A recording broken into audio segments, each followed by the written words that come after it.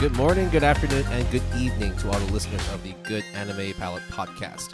We are on episode 82, and you know what time it is. We are now going into the spring seasonal premiere. We're going to be talking about everything that is good, bad, and ugly in spring 2024. All the sequels, all the new stuff. Well, most of them anyway. As always, it's Will, and as always, it's Jason. How are you doing on this fine spring morning?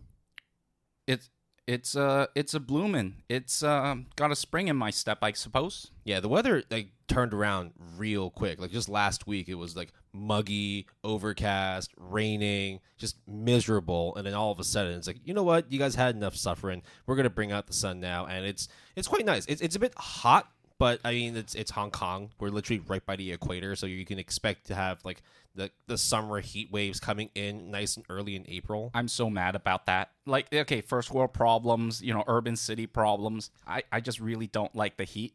With my eczema, it flares up. It's just really uncomfortable, especially with the humidity. It's not so much the heat, right? It's the humidity that's the worst part. You want to stand for 5 minutes in a bus stop, and then it looks like you took a shower, or you took a shower, and then you come out of the shower, and actually you were wetter than... No. What I hated when I was going to school was always because what I would do when I was younger was always wake up with bed hair. So what I would do is I would just stick my head under the sink and just try and mat it down. But then my hair would just not dry all the way to second or third period, maybe even till lunch because of how humid it was outside. But you had no time just to stand there and hair dry, right? So you just had to do what you had to do. It was all high school things. Or you have curly hair like me, and then it's never a problem. Okay. I was going to say, it's always going to be a mess. Exactly, right? So it's always going to be a problem, so it's not a problem. But what is the problem is you might not know what is going down for spring 2024, the new animes that are coming out. But Will and I went through the gauntlet. We looked at all the stuff, and there's actually, surprisingly, a lot of great stuff.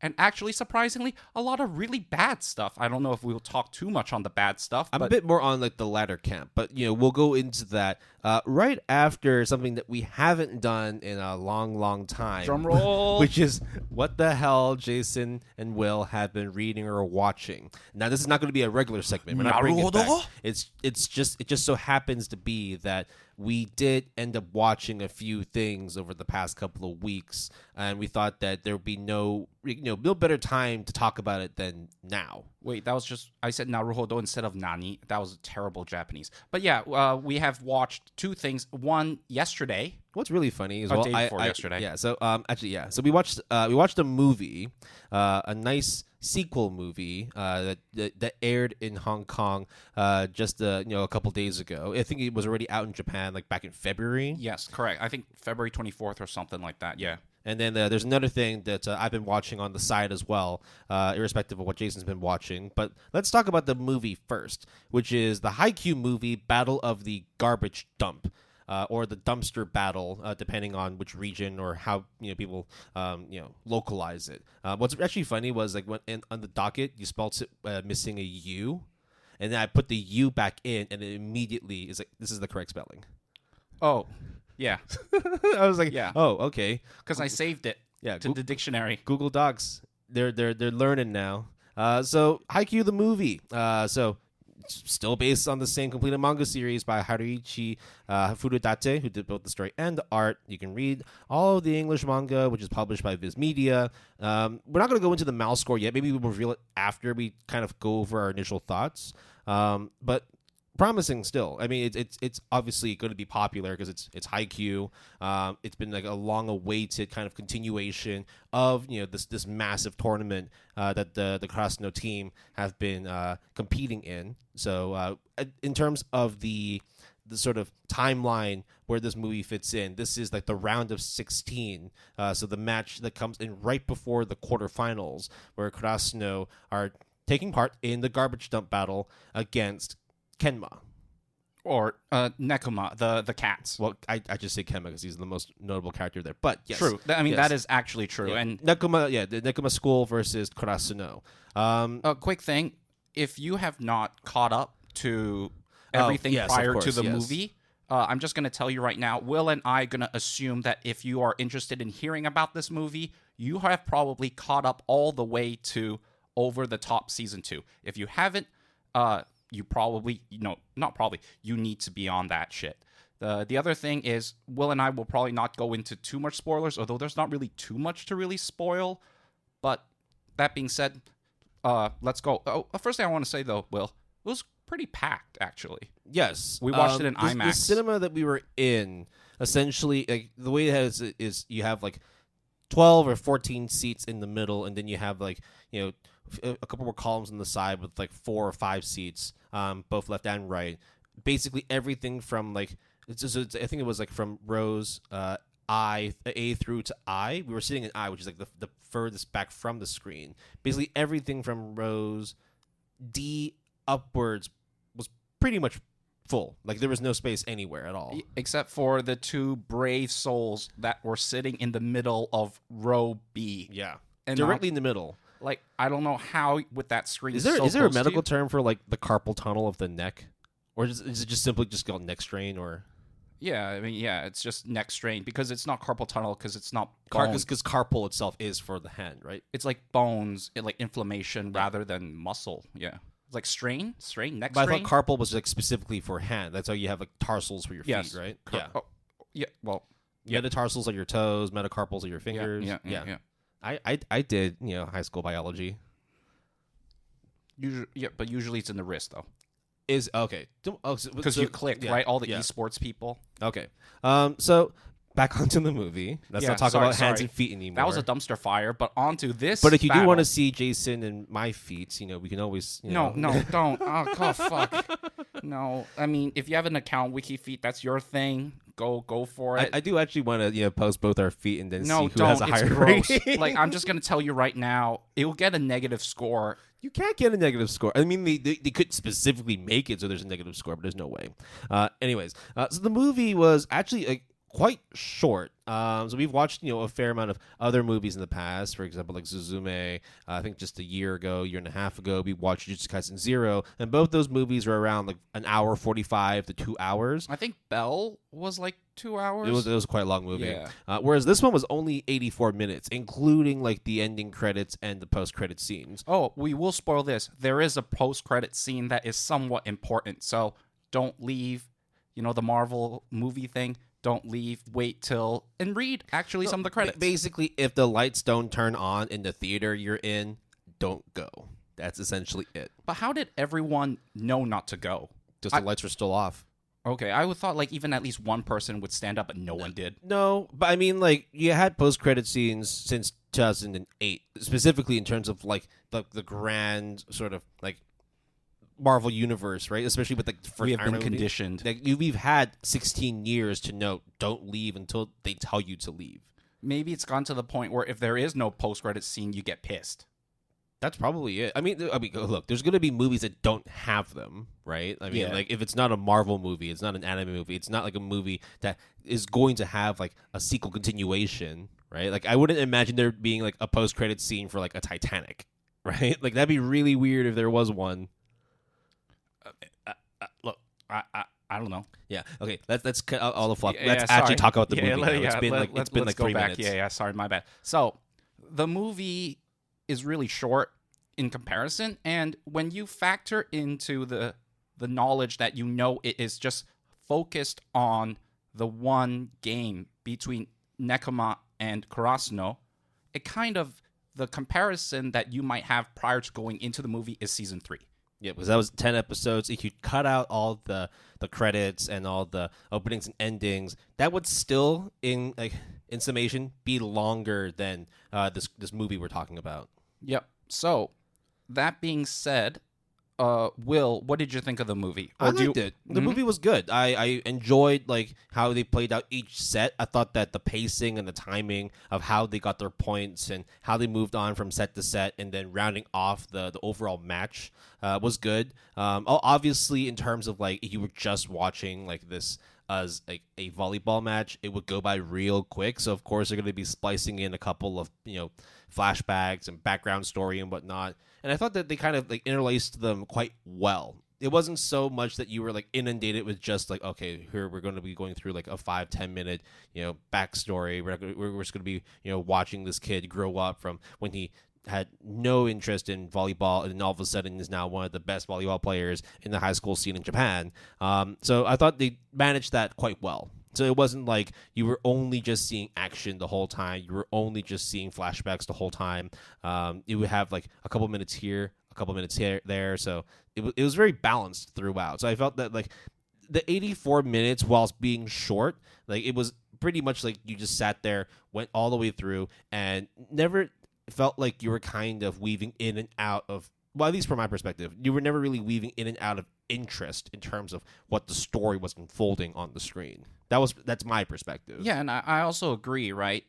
I think like other movies, even like for example the Yuru Camp movie, there was at one point like in the middle maybe we were like checking our phones just to look at the time and then just like put it away, but we were like a little bit, it was dragging on. But the 84 minutes, even though it's short, it didn't feel like at any point it dragged on. So I thought the pacing was really good there in general.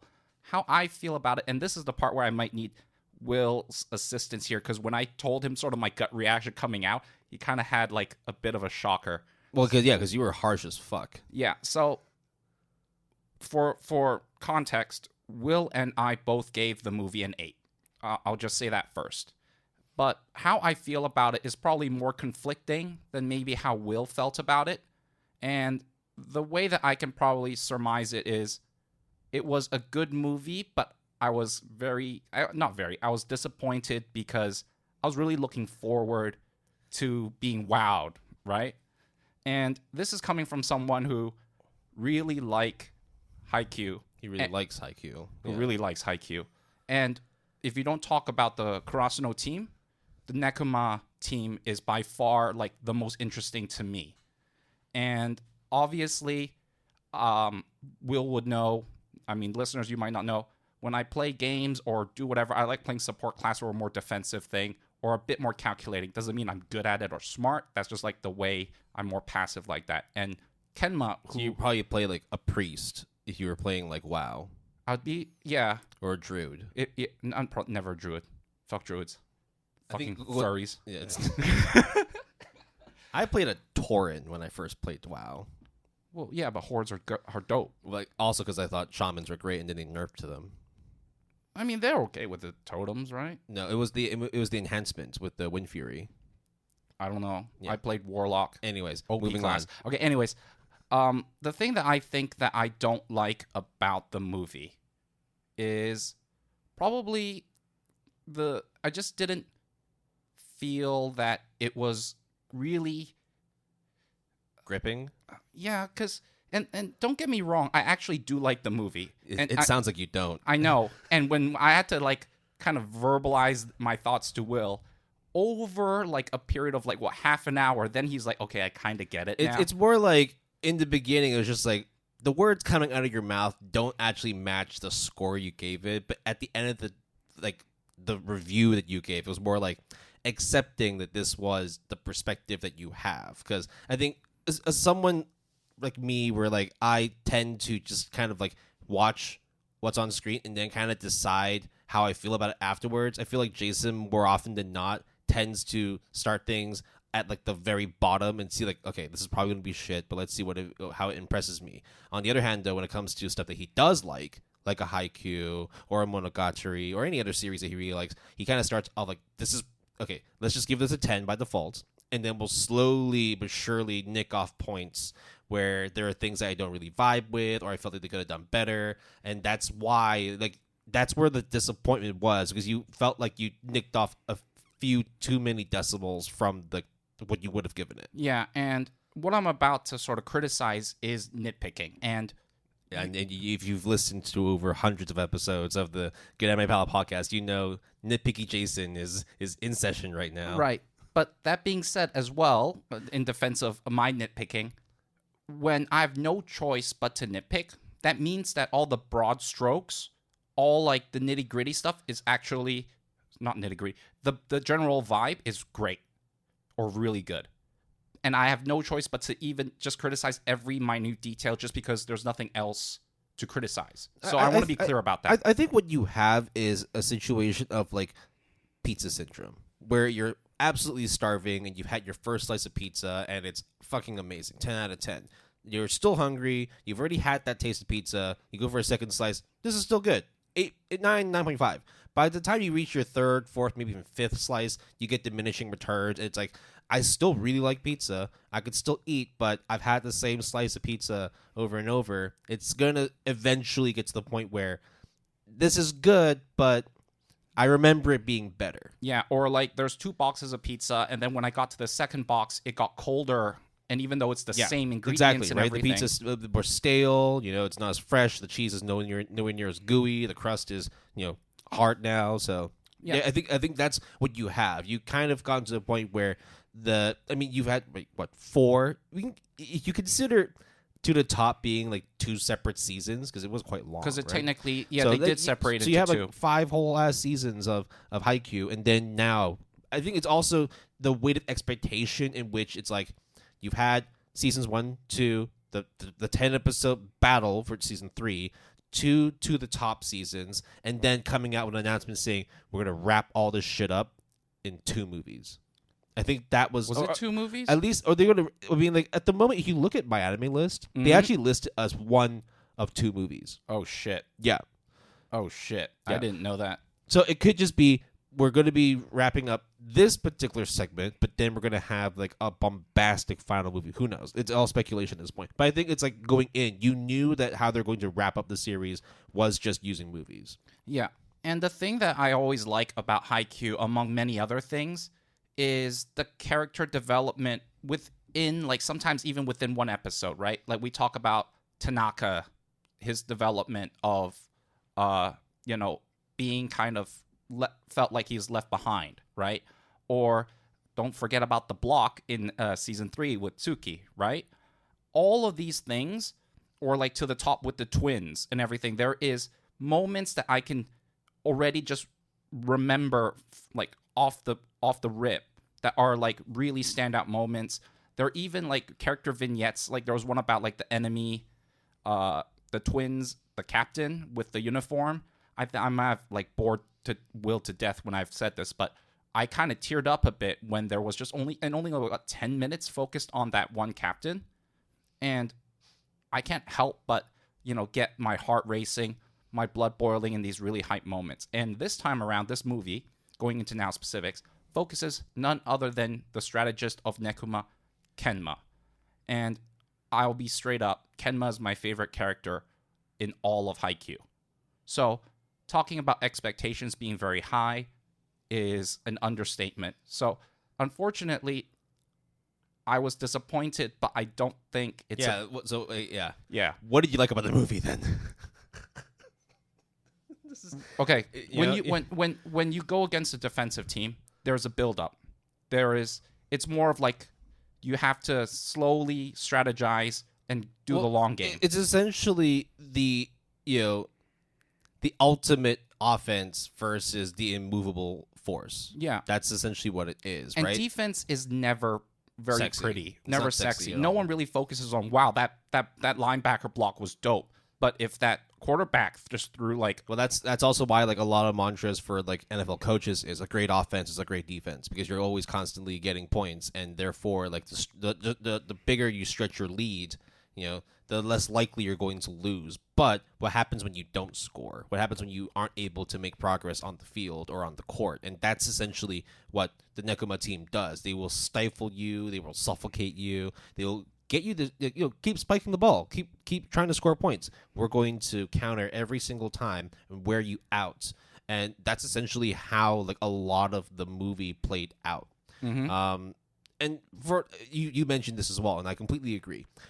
Whenever you watch defensive performances, for the majority of people who enjoy sports, or at least have some slight affinity to sports, it can come off as boring, right? Because you want to see spectacle, you want to see goals scored like in soccer from like 40 or 50 yards out. You want to see like a windmill backward 360 behind the back through the legs dunk to like seal off a game, or like a last minute 3-point buzzer beater, like this is different, where you're watching like a defensive masterclass in trying to stop someone from scoring. And when you find like a gap in the defense, when you find like a mistake or an opportunity to score, you take it.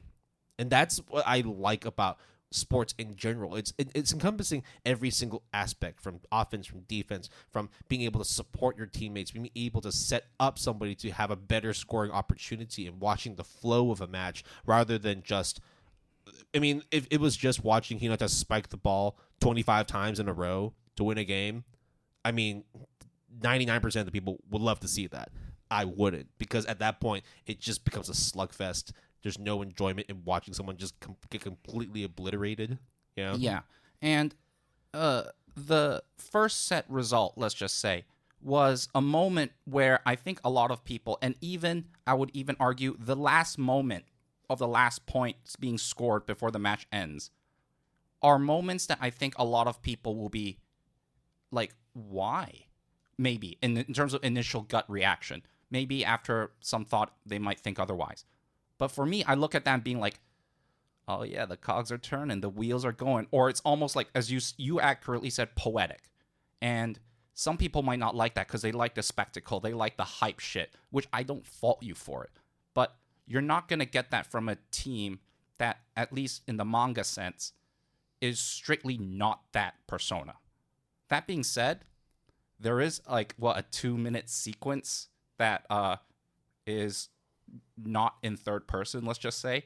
Yeah, that part was insane. I really liked the change in sort of like viewing perspective that the studio decided to take.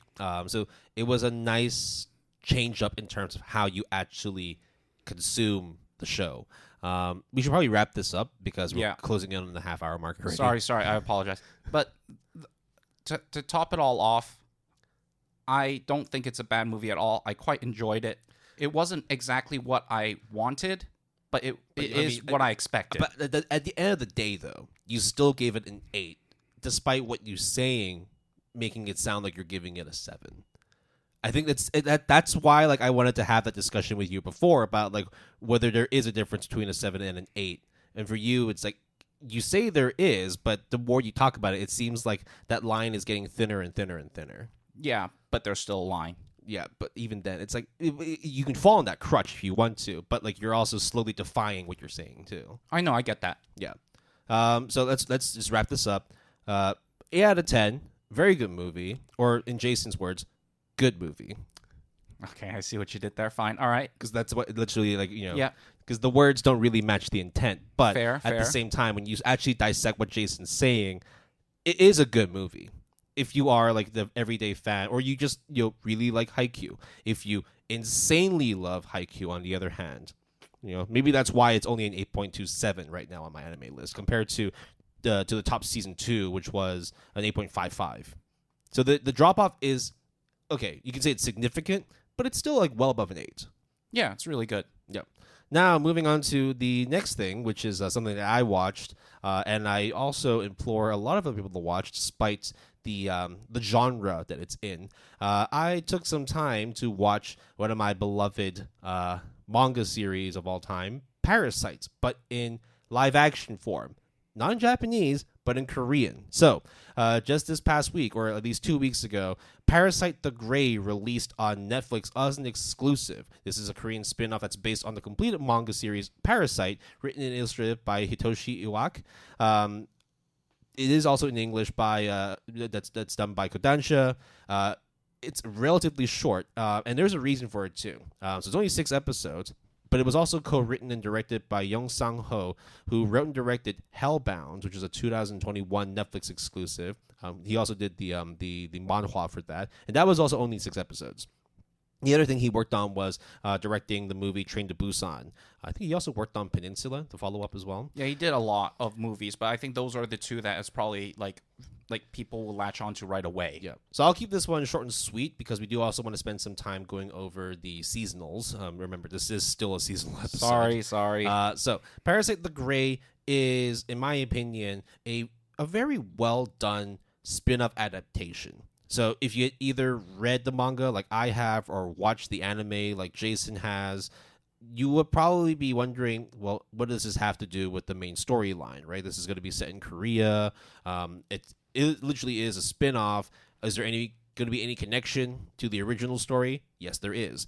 So essentially, it is the same events unfolding, but rather than being in Japan, it's in Korea, and they go over different themes rather than sort of like a pure fight for survival. What does it mean to be a monster? What does it mean to be a human? Can't a human also be a monster, and vice versa? Whereas this is more like, there's strong individuals, but there's also greatness in numbers, and trying to figure out ways of survival through either solitude or through unionizing.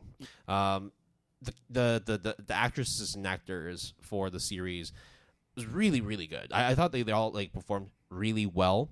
There are going to be times where there are a little bit of like K-drama tropes in terms of like certain expressions or certain ways of saying things or certain communication styles that you might be saying is more closely tied to like the K-drama style, which, to be fair, makes sense. Live action, Korean, it's going to be vastly different from actually watching an animated show or reading a manga.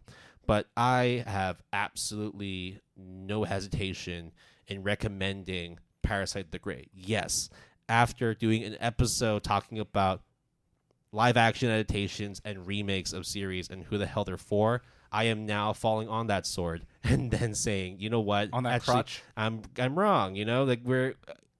Parasite the Great, very, very good. I wholeheartedly recommend it. 9 out of 10. So, quick thing. Each episode's 1 hour? Or 50 minutes, so to speak? It's Netflix, right? So some episodes are going to be an hour, some are 45 minutes. Oh, okay. Here and there. Yeah. Here and there, okay. The other thing is it's actually a heroine. It's not like a dude. Yeah. It's a female. And she's really fucking good in this as well. Yeah. I think Parasite... To be fair, though, there has been a movement in like Korean TV and also like some Japanese TV as well, where they're starting to push for more like female leads, more heroines. Like for example, like I would say like in terms of watching Alice in Borderland, the female lead was my favorite character compared to the male lead. Right, like not being a Mary Sue, that kind of thing. And because she's really fucking good. Yeah. She's a really lovable character, and she holds her own, and there's no like dependency on needing like a male figure or just any other figure in general to be able to excel. And this is essentially the same formula within Parasite the Grey. So wholeheartedly recommended. I think that's essentially it. Because there's just really no need to talk more about a live action on an anime podcast other than it's a good adaptation. Can I ask you just a 10-second question? Is the CGI good enough that's convincing? Yeah. Got it. Well, I mean, it's also because it's done by the guy that's done Hellbound and Train to Busan, and like the animation in those were really good. So you can expect that when you see the transformation of human to parasite form, because yes, that part is going to be a continuum. It's done really well. They also keep a fair amount of the gore. Oh yeah, I was going to ask that because I'll be honest, the reason why like I didn't watch Parasite the Maxim, which is the anime, was that they dumbed down a lot of the gore. Now you might be wondering, it's pretty gory. No, if you actually read the manga, it's kindergarten talk when you're talking about the Maxim. Okay, all right. Like, shit. That's why I didn't watch the Maxim. Right, so I think it's a good in between. It's not nearly as gory as the original manga, but it's still like if you're into a gore fest, if you're into extreme violence, you got it in Parasite the Grey. All right. So then that concludes what other things that we have been watching, and now we will get into spring 2024 finally. So let's go. A couple of things that we want to also mention right off the bat is, as of recording, there are several shows that are just not yet formally released. Yep. So Will and I can't talk about it in terms of its actual like review, but we can definitely talk about it. As of now, in terms of recording time, the shows that we cannot review because they are not out yet are Kaiju number 8, because that's premiering literally this evening, and Whisper Me a Love Song, which is coming out tomorrow as of recording. Other shows we're not going to be covering because they aren't out yet are the 7th season of My Hero Academia, because they're basically premiering in May, and also in May is coming out Demon Slayer Season 4. So there's no way we're going to be able to review them, but we may talk about them at a later point.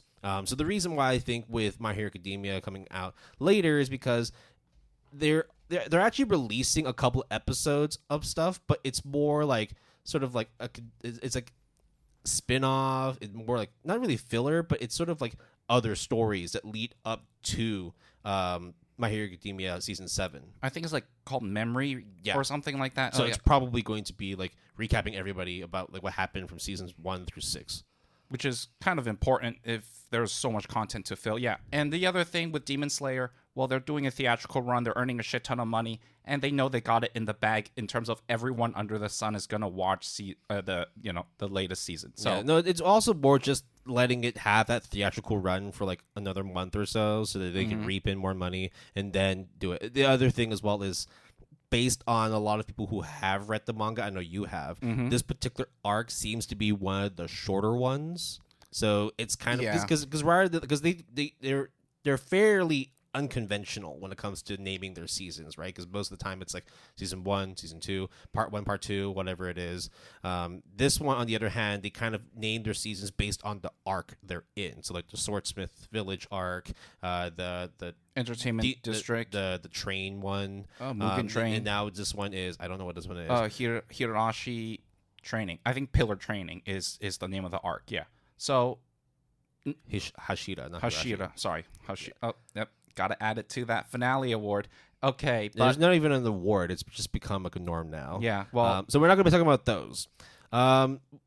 We move on now to talking about this is actually going to be pretty funny. So we're bringing back another seasonal bet. We didn't do it for the last season because we were running out of time, but this time around we are bringing back the seasonal bet for spring 2024, but with a bit of a twist. So rather than picking and doing a snake draft of the best shows, the worst shows, and trying to put the scores together, average it out, and see who has a better average MAL score, this time round we found, or at least Jason found, that there are 6 threequels, as in like 6 shows that are on their 3rd season. Those are Yuru Camp or Late by Camp Delta. I don't know why they actually have the little triangle at the end. So because there's a tent. That's why. Okay. I just thought it was Delta. Anyways, Slime Isekai Season 3, Irregular Magic High School Season 3. I'm going to stop saying Season 3 because they're all Season 3s. Duke of Death and His Maid, Sound Euphonium, and KonoSuba. So rather than trying to see who can pick the 3 best series of those threequels, we decided we'll reverse it and see who can pick the 3 worst. So the picks that I had were the Irregular at Magic High School, the Duke of Death and His Maid, along with Yuru Camp. Jason had KonoSuba, Slime Isekai, and Sound Euphonium. At the moment, I think I'm winning by a landslide. Yeah. Or I'm losing by a landslide, which means I'm winning. You are winning by almost 0.6. Yeah. I think you messed up by getting Sound Euphonium. Because that one is... But that was the last one. It was. Yeah. I remember it was between that and Yuru Camp, and I was like, fuck. To be fair, they're both going to be really good shows, but I just knew that like Hibiki Sound Euphonium was going to be great. Anyways, we will report back in once the season's over to see who is the biggest loser in this seasonal bets. Do you want to go over general observations? Just because I think it's like it makes for interesting reading this time round, where it's like because I remember one thing you said, which is like there are a lot of really good shows, but a lot of really bad shows too. Yes, but the stats don't really reflect that.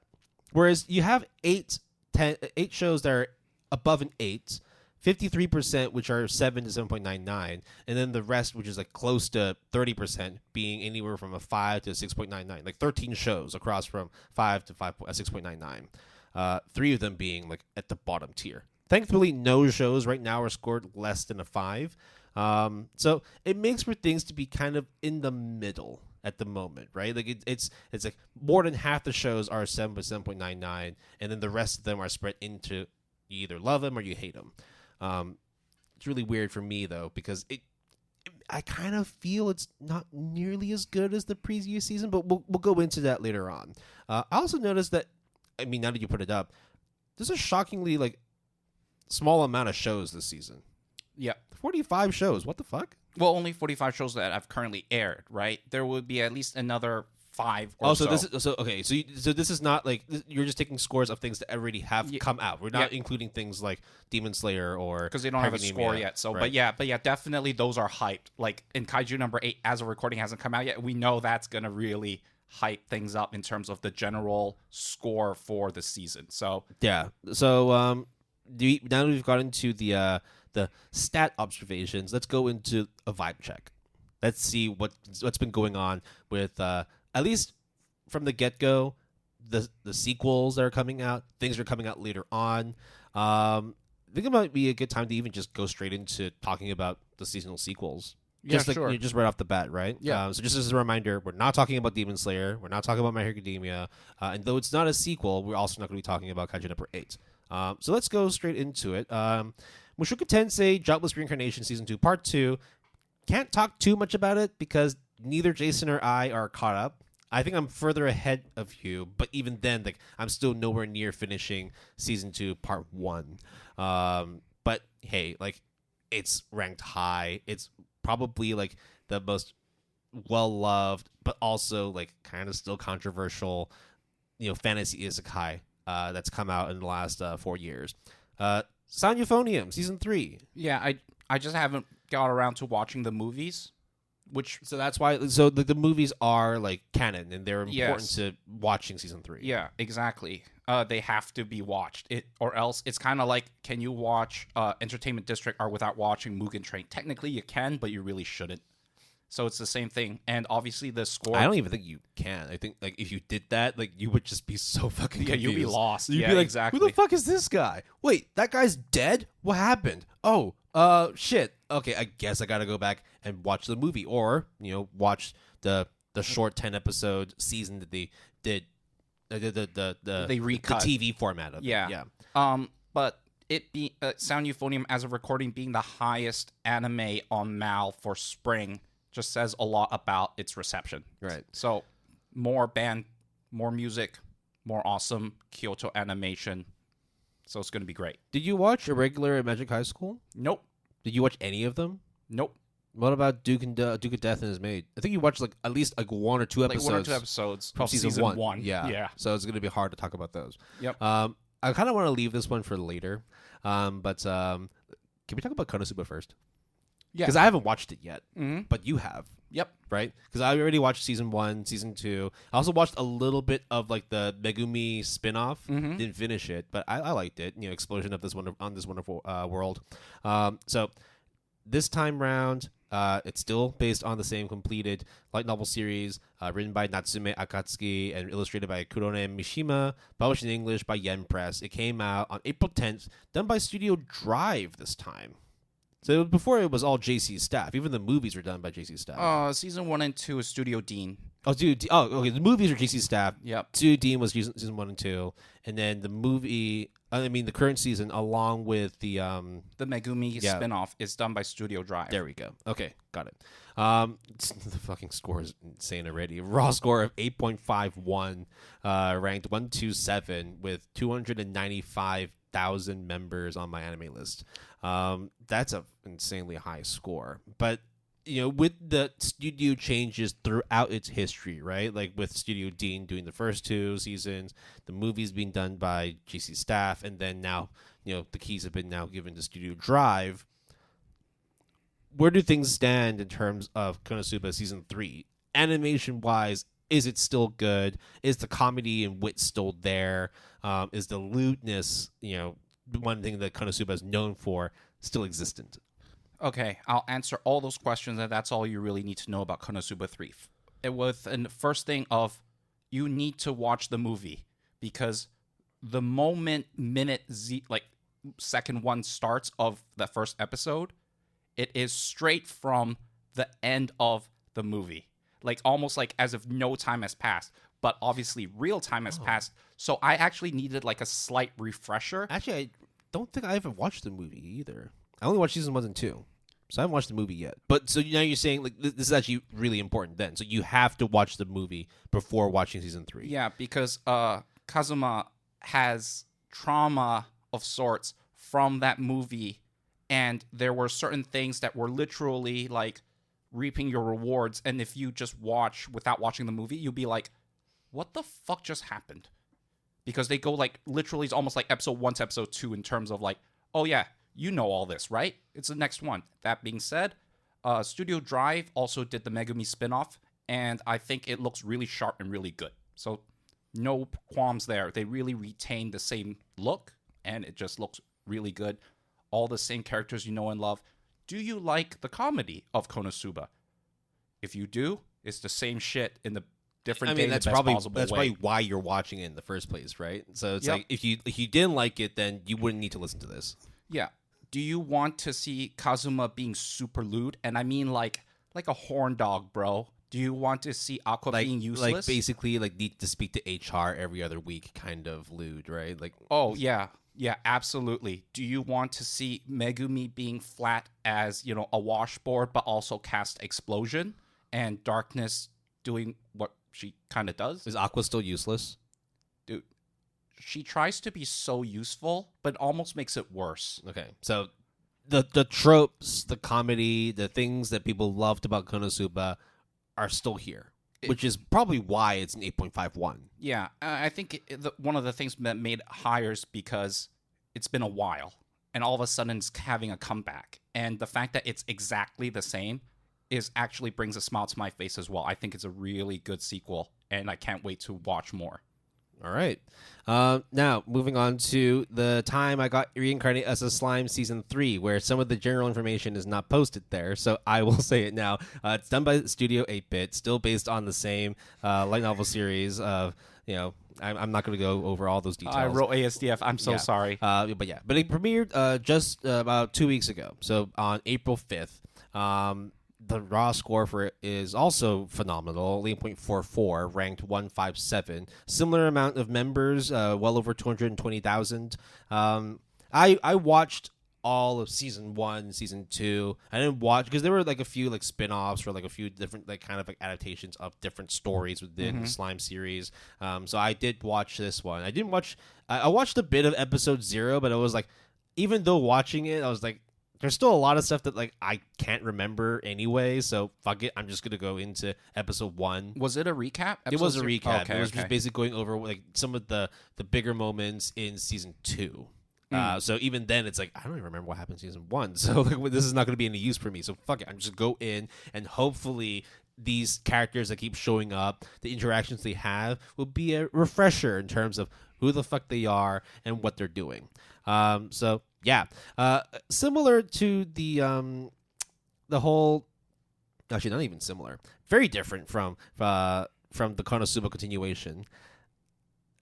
I watched season 3, episode 1, and whilst I understand that it is an 8.43 because of how many people love slime isekai, I mean, season 2 was an 8.33. The one before that was season 2 part 2. Before that was 8.38 for season 2 part 1, and then season 1 was an 8.14, which is okay. So it's gradually ascending in score, which is really good, because when we talk about the score increase, the fan should decrease, but actually it has basically you're building a more hardcore fandom, which is really good.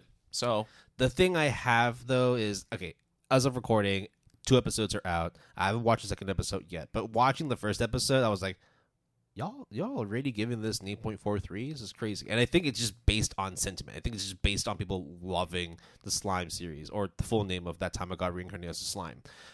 So I'm not going to say much else, because there really wasn't a whole lot in that first episode. It was more just kind of like setting the scene. It was just setting the scene for what to expect in season 3. Okay. Which, to be fair, like if you love similar thing, if you love slime, you like the merry old company, the gang's getting back together, you like slime being fucking OP and shit, you like the characters that are evil as fuck but also like super lovable, overlord style, this is it. You're gonna be in for a good time. That's all I'm gonna say, because you haven't watched it, but it's like, what I'm saying is, like, you wouldn't be surprised that that's the formula to success for Slime Isekai. Yeah, I haven't watched season 2 or started it yet, but I have, I'll get to it. Yep. So, now we can talk about the one that I really want to talk about, but I'm also going to try and keep it short because we are closing on the 45-minute mark. Yuru Camp, or Late Back Camp Season 3, based on the ongoing manga of the same name by Afro, who did the story and the art, published in English by Yen Press. This one is also done by Studio 8-Bit. So the word 8-bit is going to be coming out a fair amount this season. Came out April 4th. Currently, the raw score is an 8.47, ranked. So you know this trend already, right? The threequels or the sequels in general are doing really, really well. It just means that people have been waiting for a long time for all this shit to come out, and we're all satisfied. So, Late Back Camp, Season 3. I fucking love it. It was great. It's good. But it's like, would I say no to being a good series? Like CG DCT, right? Cute girls doing cute things. That's really it. But they go camping, and it's like bubbly and sweet. Yeah, cute girls do camping things. Yeah, I also really like the first half when it's kind of a shift between the present and the past. I think that's a really cute thing. And then, I like that too. I like that little sort of juxtaposition of the what's her name, Shima, where she just basically like starts off as like her young self and being first introduced into like the world of camping, and then flash forward, and then it's like in like the contemporary time, the present time, but with the other characters, right? With Nadeshiko, with the Chiakis, the Aois, the Enas, and all that, and the dog. And the teacher. Yep, the drunk teacher. One thing that you might notice if you watch the first episode is the OP is not sung by Asuka, which is kind of a shame because she traditionally did the OP, but she is in the ED, and let me just say this right now. Both are banging. The OP and ED. The opening is amazing. I rarely watch openings, but like when it comes to like the first episode of things, I usually give it a chance, and then afterwards, because I'm either trying to binge it or just get to the point, I just skip them. This one, I feel like when you were talking about like watching openings to set the mood and all that. Late Back Camp Season 3, the opening is exactly that. You gotta look at all those cute food dishes. Yeah. So there's not really much to talk about in terms of the content because it's the same thing as all the previous seasons. But just watch all of Yuru Camp, please. But this time around, it's not done by C Station, who did both Season 1 and Season 2, as well as the movie, right? Mm-hmm. This is now 8-bit. Did you have any sort of points to make about it? Because for me, it was like the animation was pretty much the same. Yeah, I would say a that couple too. of facial expressions were a little bit different. Like either like more exaggerated or less exaggerated. Like I think especially when it came to Nadeshiko's facial expressions, when she's trying to act cutesy or klutzy and whatnot. But otherwise, like you wouldn't if you didn't say there was a studio change, I don't think anybody would have noticed. Yeah, if you don't nitpick the details, it really has the same vibe. There is still one tiny nitpick, which is when Shima is on her little moped scooter, yeah, and like the little 3D animation of her driving along the highways or like the countryside. Are you gonna say that the 3D is slightly better and that bothers you? No, it's exactly the same. Oh. That's why I'm saying it's like you would not actually notice any difference in terms of the studio change. Well, I thought it was slightly better and that bothered me, and it was the weirdest sensation ever. All right. Well, I mean, if we're going to be talking about 3D, we can definitely talk about another series later on. I know which series you're talking about. Okay. Yeah. So Season 3, it is slightly lower than Season 2, 8.52 for Season 2, but like the difference is minimal. Like, you can't even like say that like there's a vast difference between how you would experience Season 2 and Season 3 because it's literally the same thing. And they will definitely get a big score boost when the season is over. It always just will happen probably. I don't know how big, but I mean, like edging closer to an 8.6, maybe. Yeah. I think it'll probably sit at an 8.5. Somewhere thereabouts. It's already really good. I think that's pretty much it. I mean, like this is what happens when you talk about sequels, which is why we don't want to go that deep into them because it's same shit, just different season, right? Yeah. Unless it's like drastically awful. Yeah, and right? like Part-Timer. And along the same lines, it's like the thing about talking about sequels is, why would you want to hear us talking about Season 2 when A, you're invested, or B, you need to watch Season 1 in order to get to Season 2? So, but that being said, those were our thoughts for the sequels. Will, do you want to take a break, or do you want to dedicate a little bit of time to just talk about Kaiju number 8? Why? Because I predict it would be really good. That's it. We can leave that for later because we're also going to be talking about some of the other adaptations that came out All right, fair enough. Especially, because we still have the Fable to talk about. We still have Windbreaker. We still have Goku Loser Ranger. So might as well also group in a few other, Fair enough. talks about what we predicted or how we felt about how the adaptations would go from the ASAP stuff we talked about before. All right. So that means that we are going into our break. And on the flip side, we will go into the big new shows that spring 2024 has to offer. Catch you on the other side.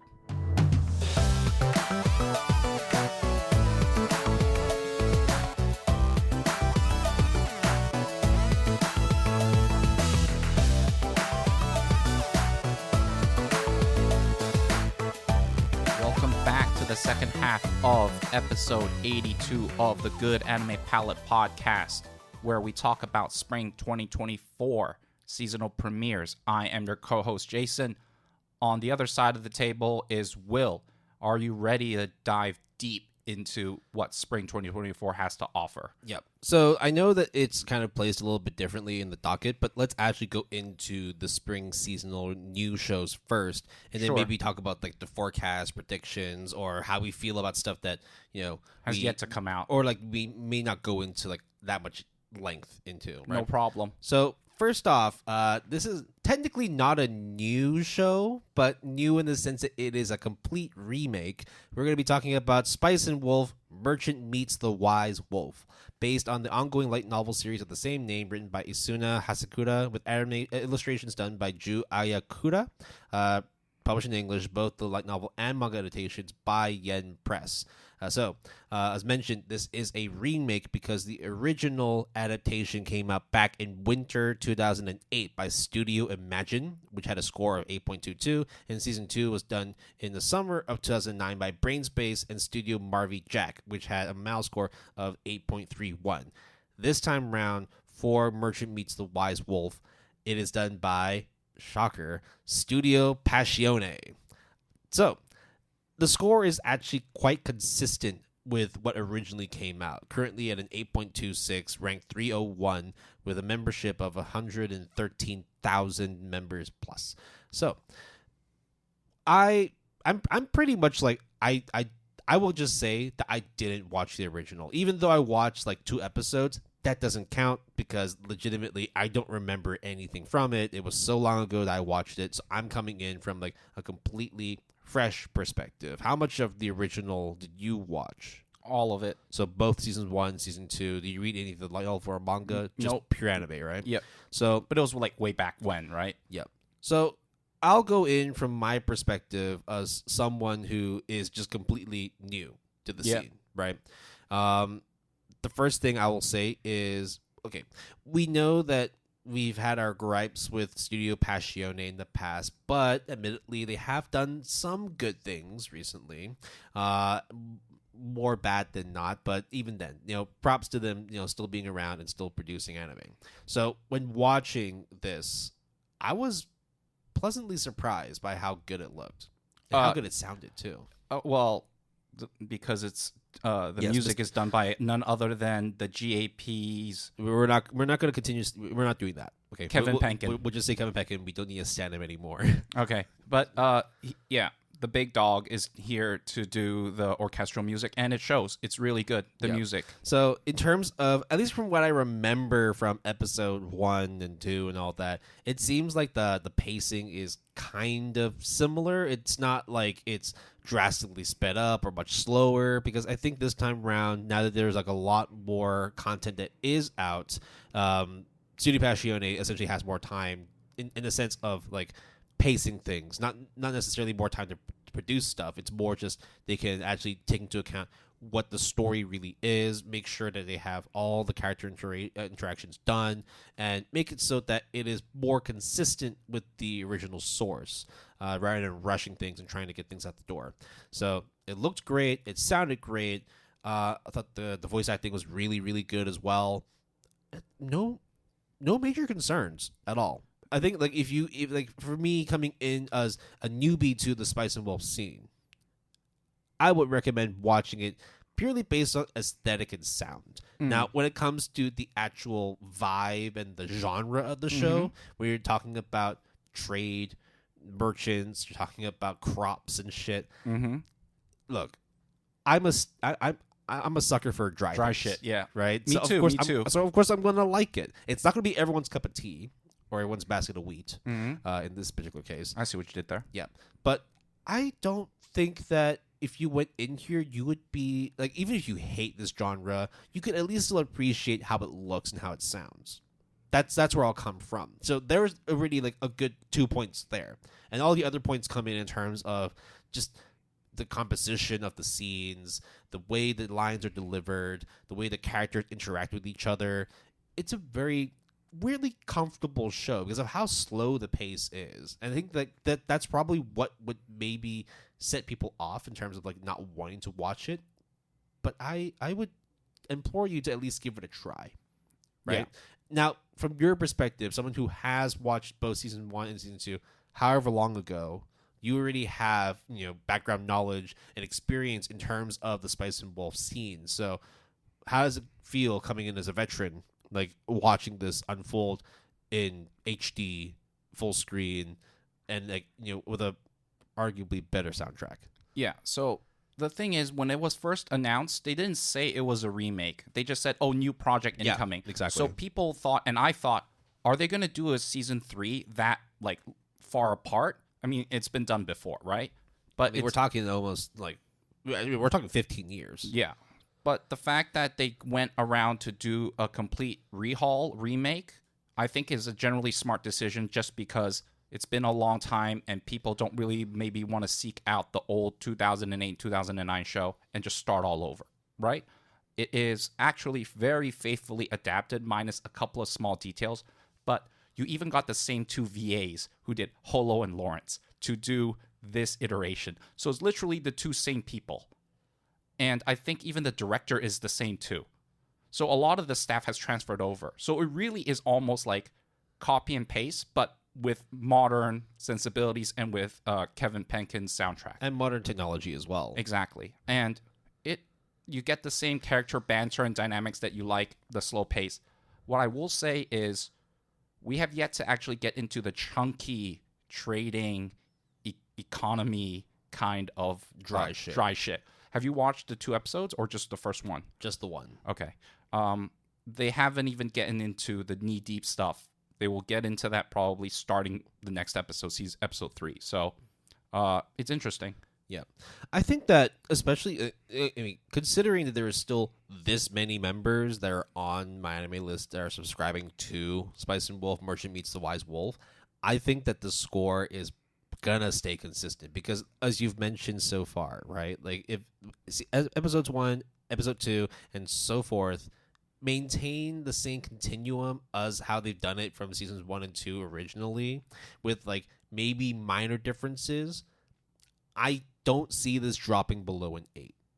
Yeah, and I think that's like the core fandom trying to like resurrect this series that was so beloved. I mean, dude, like the MAL score for the original source is an 8.83. Right? Like in any other day, that would be like a top 10 manga. It's just that like there's so many manga now that it's hard for you to put it up there. But rank 31, that's fucking high. That's crazy, right? And the other thing is Studio Passione. Will and I have their gripes, but really it's very clear that it's like, yo, all hands on deck. Everyone throw money at this. We have to make this is like our Oshinoko, essentially. This is our coming out party. This is our fieren. And it really shows. The other thing I also want to mention is they're straight off the bat doing 25 episodes. Yeah, with double cur. Straight all the way through till fall. Meaning that season 1 and 2 is going to be covered by, this iteration, this 2024 iteration. So my theory, which is probably what everyone is going to conclude at some point, is they are going to do, the next season and the next season. So now that they have a huge chunk of source material. I think it's more, yeah, exactly. It's just not only do you have like the source still ongoing, but the fact you also had the first 2 seasons to reference, right? So therefore, I think that's probably why it was easier for them to push for a double cur, right? Both season 1 and season 2 have been done before. Both of them were single curs, right? Mm-hmm. So it's not like they're completely running from scratch. They already know how the pace worked in the first 2 seasons back in 2008 and 2009. Now they have time to essentially sort of, taper things out in terms of like, okay, maybe this is a bit distracting, a bit too much. Let's maybe speed this thing up a bit. Maybe let's put a little more focus on this particular character development or this particular merchant transaction and whatnot. So because the studio changed right between season 1 and season 2, and now the 2024 means that like who knows, like production vibes, different way of doing things within different studios, but also this is the same director, the same VAs. It's pretty much the same thing, but with Studio Passione behind them. I wish them all the best, and I can't wait to see more.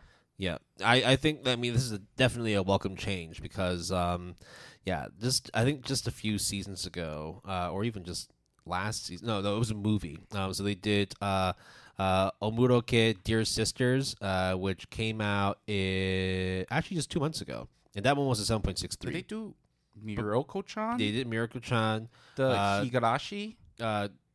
Higu. Fuck again. Yes. Okay. But that's still like the good times because during that time they also worked on Renai Flops, which flopped. They'd worked on Harem Labyrinth. They also worked on it was a spy class. No, Yuri Is My Job, as well as Ishura and this other one, which I think is Demon Sword Master of Excalibur Academy, and all of them were mid-6s. So now when you come out with Merchant Meets the Wise Wolf being at an 8.26, wow. Like, props to you. Yeah, Passione, you guys. Awesome. And we don't like to rag on studios. This is not like us being sarcastic or whatnot. Like we love to see studios do well and actually put stuff out that, this is a very beloved manga series, light novel series. There's so many ways they could have fucked it up, even with the same crew and VAs, right? Because it's Studio Passione, or it's like it's been so long. Do people like dry content? But it turns out everything worked out. I'm so happy. I can't wait to see more, honestly, really. I want them to go really far with it. I do want to ask you a question, Yeah. and this is more specifically about Hollow. Yeah. During her character reveal in season 1, your original, did she show us much skin? Yeah. Okay. So that's continuous. It wasn't a Passione thing. It was just them doing the same thing that the original studio had done back in 2008. Yeah. As well as maybe the light novel and manga. Yeah, because they play it off as like she doesn't know human decorum and mannerisms because she's a fucking goddess wolf. Yeah. Okay. Recommend. I'd say like it goes two ways, right? If you loved Spice and Wolf, you probably already watching this. But if you never watched it, never cared for it, it's just something that popped up on your radar, I would say check it out. I would say it's still a really good watch because the romance dynamic or the bantering is really sharp. It's subtle, right? But everyone is smart. I like that. And there's like reading in between the lines and stuff. You're really attacking the shonen sphere where it's like, they're smart characters, dude. No one's dumb. No one is fucking dumb and stubborn and arrogant. Everyone actually has a brain. Well, don't worry. We get to Windbreakers. Yeah, and we'll get there. Then I'll be the biggest hypocrite ever. But we'll get there. Yeah. Before we even get there, though, the next thing we will talk about is a story about a grandpa and grandma who returned back to their youth. So this is not a isekai. It's more just a time manipulation, fantastical, supernatural show. Based on the ongoing web manga of the same name by Kagiri Araido, who did the story and art, and published on the author's Pixiv and Twitter accounts since 2019. It does have a print version, which is done by Kadokawa, since 2020, but currently no known official English translation is out. So this premiered on April 7th, produced by Studio Gecko. I think we've done our retrospective. They're an okay studio. Currently sitting at a 7.22. Decent membership, 57,000 members. I'd say like for a show that, or at least for a web manga, first of all, right? Like that's not bad at all. That's not bad at all, right? And we can't always compare it to like One Punch Man, right? Yeah, that's not fair. That's an anomaly. Yeah, right. So what the hell is the story about? Well, old man, old woman, both husband and wife are tending to their garden, and they reflect on their lives of hardship and but romance all the way throughout. No matter how tough things were in terms of how hard they had to work, how poor they were, they made things work, but there was always that kind of regret where maybe because we worked so hard or we were like in such dire straits that we never got to truly experience being a couple. I was never able to give you that honeymoon experience. I was never able to spend enough time with you, but I'm so thankful that I've had you my whole life. And whoa, what the fuck is that? What's that growing on that tree? Wait, but that's a regular apple, right? But why is it gold? Why is it shining? Oh my god. I guess we should eat it because that's not weird. And then, Boom. return back to their youth. And that's essentially like the gimmick. Because you don't ever focus on them being old and, raggedy people anymore. Now they are young and sprightly. Yep. Like and now have the opportunity to relive their youth, but in a way where they have used their old knowledge, but a newfound experience, and now being able to properly have that couple experience, that romance experience. That's spryness, right? The youth, right? Yeah. So I mean, obviously, neither Jason or I read the wet manga because it's not in English, and also we don't really read a lot of wet manga. The format of the show kind of feels like a web manga. It feels like The Way of the House Husband. Not in terms of comedy, but in terms of like skits, right? Exactly, right? Like vignettes. every 3-4 minutes there is a situation, right? There's an altercation, there's a comedic bit, and not knowing anything about the series prior, just watching the trailers and all that, I thought it was cute. Yes, however, it's very cute. However, the animation is done in the same kind of style as Way of House Husband, but not as good. I didn't care too much about how the characters moved and how they did certain things. It felt so stilted. Yeah. I would argue. To be fair, like it was quite stiff in Way of House Husband, but they played it off really well because it was quick and snappy. And the art style, I would say, is more dynamic. Whereas in I don't know. Not to mention, like, of course, like the voice acting in Way of House Husband, right? Come on, Kensuda, right? Fucking dope. But this one, in terms of the presentation, there's nothing like, quote unquote, like really egregious or really outstanding. But it's just like very generic looking. It's comfy. It's very comfy, and each vignette is like 3-4 minutes. It's pretty fast and loose. It's like a palate cleanser of sorts. It really is, in between your rotations. It's essentially something that you will watch in between all the big shows that you are currently watching or waiting for. Now, where does that leave us in terms of whether or not it is a recommendation? It's hard. It's an I. Because, like, right off the bat, 7.22, I thought it's a little bit high. I mean, like, if I was to be harsh, because as much as I want to give it a higher score, because let's be real, I wouldn't. The premise is cute and it deserves to be higher, but I think the way they executed it, maybe that's just how the web manga is. It just felt very disassociative for me. Yes, like, I could not get into the romance of the two characters, like the grandpa and the grandma. But if you are kind of like into that, cutesy hand holding, ooh, we're young and sprightly again. No, but we never held hands. That kind of thing. It's like, okay, you want that kind of cringe-ish romance comedy? Be my guest. If, however, you want something a little bit with more substance, this is not it for you. I don't really think it's cringe as much as cookie cutter, right? Yeah.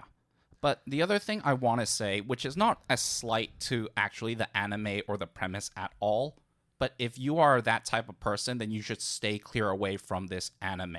Which is, if you think about like how realistic the situation is, not even like, oh, they went back to the youth, but why doesn't someone check them out, or like they go on TV, or like people discovered like the youth elixir? I think that's like the slice of life angle, where it's like they don't want to introduce too many conflicting minds and voices into it, and just focus on this wholesome romance of an old man and woman finally being able to literally and physically relive their youth. Yeah, like this is not a drama, it's a slice of life romance kind of thing. Yeah. And all the family members really quick adjusted accordingly. So if you are like put off, or you can't get into the quote unquote like, oh, that doesn't make sense realistic wise, which is not like the worst egregious pet peeve, but the show is super not for you.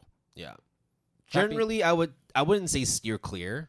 I wouldn't either. I would say like if it piques your interest or if curiosity gets the better of you, based on what we've said so far at least, give it a shot. And then decide for yourself whether you like it or not. Personally, for me, I'm not watching beyond episode 1.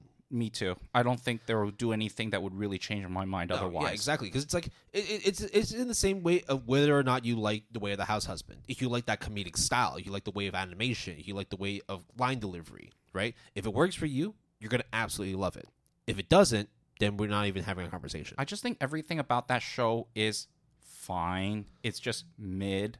So it's nothing really more to that than that. Now, in terms of like, say, for example, Handyman Saito, right? That came out 2 or 3 seasons ago. Similar kind of thing in terms of like vignettes of like 4 or 5 minute episodes. But then it fucking escalates, bro. And I like it. It's great. But the score is also quite low for it too, right? It's actually, let me just double check the score. But in terms of like, if you were to compare those 2 series, I will rather watch Handyman. Yeah, me too. Because there actually is escalation in plot. There actually is character development. Okay, never mind. It's actually not even close. It's a 7.42, which is like substantially higher. Yeah. Right. But of a similar ilk in terms of how it presents like episode to episode. But back onto Grandma and Grandpa being young again. Give it a shot. See for yourself if you like it. If you don't like it, there's plenty of other shows to watch. Plenty. But it's not a bad choice either. What is a good choice, though, is Bartender, Glass of God, based on a completed manga by Araki Joe, who did the story, and Kenji Nagatomo, who did the art. Overall, 21 volumes and 67 chapters. Unfortunately, which kind of sucks, still no known official English translation. Now, similar to Spice and Wolf, this is a remake, ? We don't really know. Did you watch the original Bartender? No, I didn't. But it was something that was on our minds because we were thinking about it for Gourmet. Yeah. But we never actually got around to watching because it was just, it was not that it was old, but it did come out in 2006. I don't think we could really find a reliable way to watch it. There was no real streaming service that was like good enough for us to actually watch it, right? So at the time when it came out, 7.33, which is decent. But this time around, instead of being done by Palm Studio, it's done by Studio Liber. And it currently sits at a 7.61, substantially higher than what it originally was. I watched, I think only one episode's out? No, there are 2. 2 episodes. Yeah, 2 episodes. God. The animation is, like, it's nothing to talk about, really, because it's just, people moving around, getting drink to drink, maybe a shake of the cocktail shaker, pouring of the glasses, making of the ice. Actually, Okay. the ice making part was cool. But what are you going to say? I was going to say that, in general, when it comes to anime or even video games, liquid and drinks are really hard to pull off. Ever been in a water level? Ever seen, like, when you go in Zelda and you look at the ocean or lake? Or you're at a bar and then you drink and it's just like graphics and then no graphics. Like literally liquid and it's just a flat line moving from top to bottom saying that you've already drank your drink. No, but it's like, I know what you're saying. It's hard. But they do it well here. Because they have mask to. it. They mask it well, and the stuff they do reveal is like, it's smart about it. Because if you fuck up the drinks in a show called Bartender, you kind of did yourself in. Yeah. Now, the characters are all, cookie cutter in a standard, sense, right? Yeah.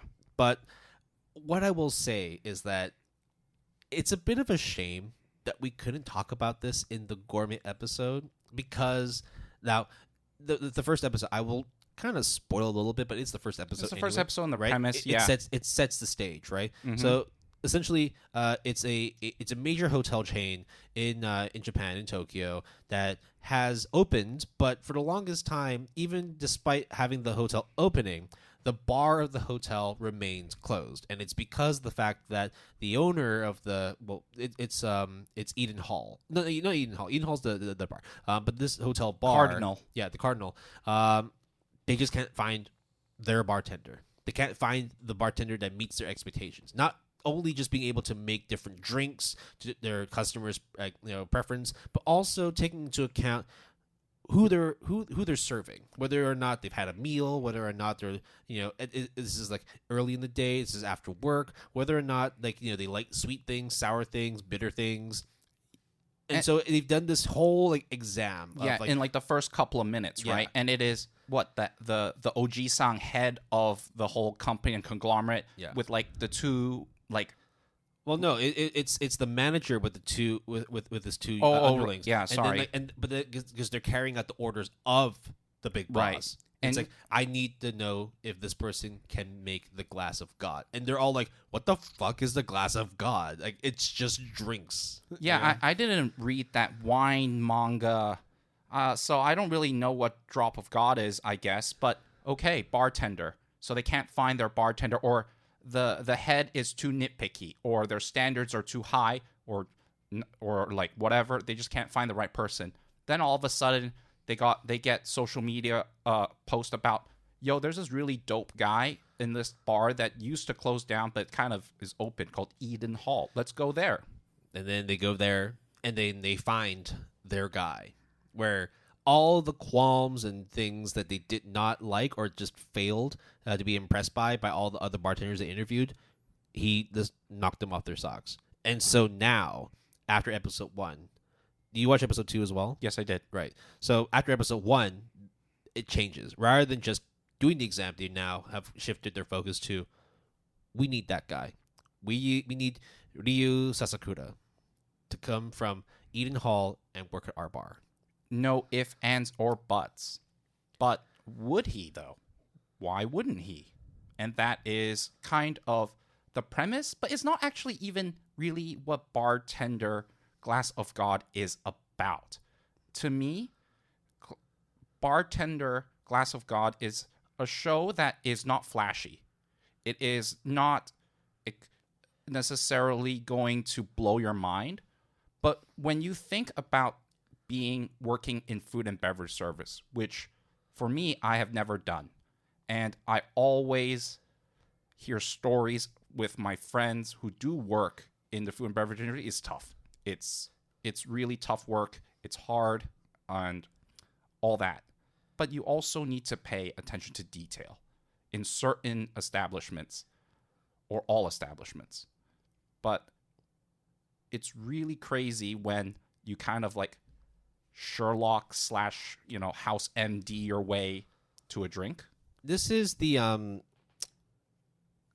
anti-food wars, in my opinion. Yeah. Because rather than flash, rather than spectacle, rather than just bombastic shonen action to make you interested in food, I don't even think you're interested in the food and watching food wars anyway. There's way too much going on, right? Yep. But with this, okay, another spoiler. One of the drinks he makes is a very simple highball. After watching that, I actually went and poured myself a highball. They got you good, boy. And it tasted so good.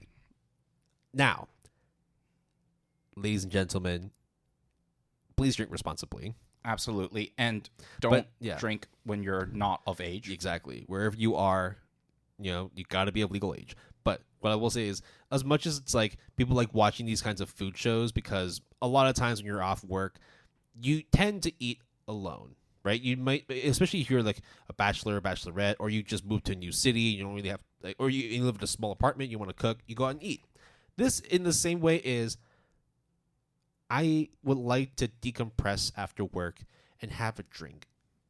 This is the anime form for that. Yeah, I don't know if they said it in episode 1 or episode 2, but they had like a mantra of, when you are, a tourist or someone in a new city, you go into your hotel. Usually, if you're a businessman, even, you have no time to, go outside. Where would you go? You would go to the hotel bar.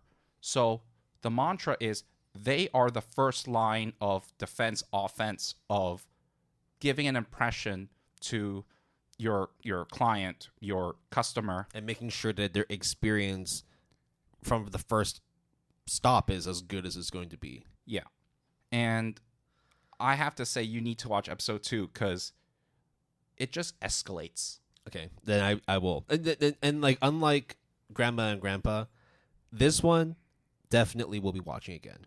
Now, what I will say, though, for our listeners is, I don't know if it is a show that everyone will like, regardless. Of course, yes. Even if you like drinking, it is like, pardon the slight pun, it might not be your cup of tea because it's very quiet.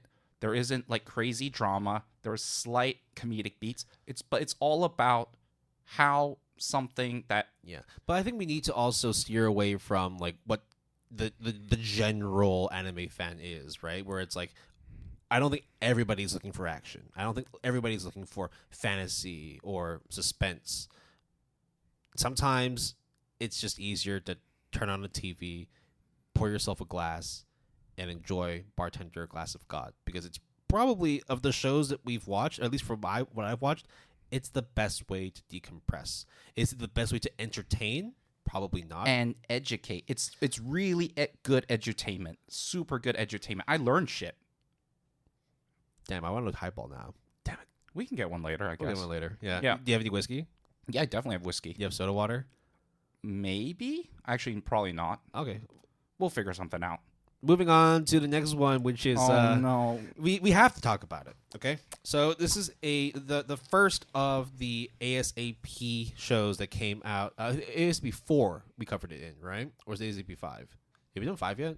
5. Yeah, ASAP 5. The Fable, based on the ongoing manga series of the same name by Katsuhisa Minami, with the story and art, published in English by Kodansha, won the 41st Kodansha Manga Awards in the general category.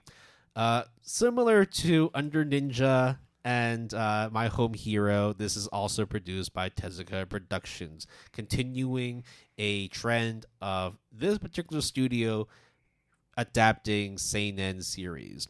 Whilst the manga has an 8.53, the anime adaptation currently sits at a 6.82, making it on par with the Under Ninjas and the My Home Heroes.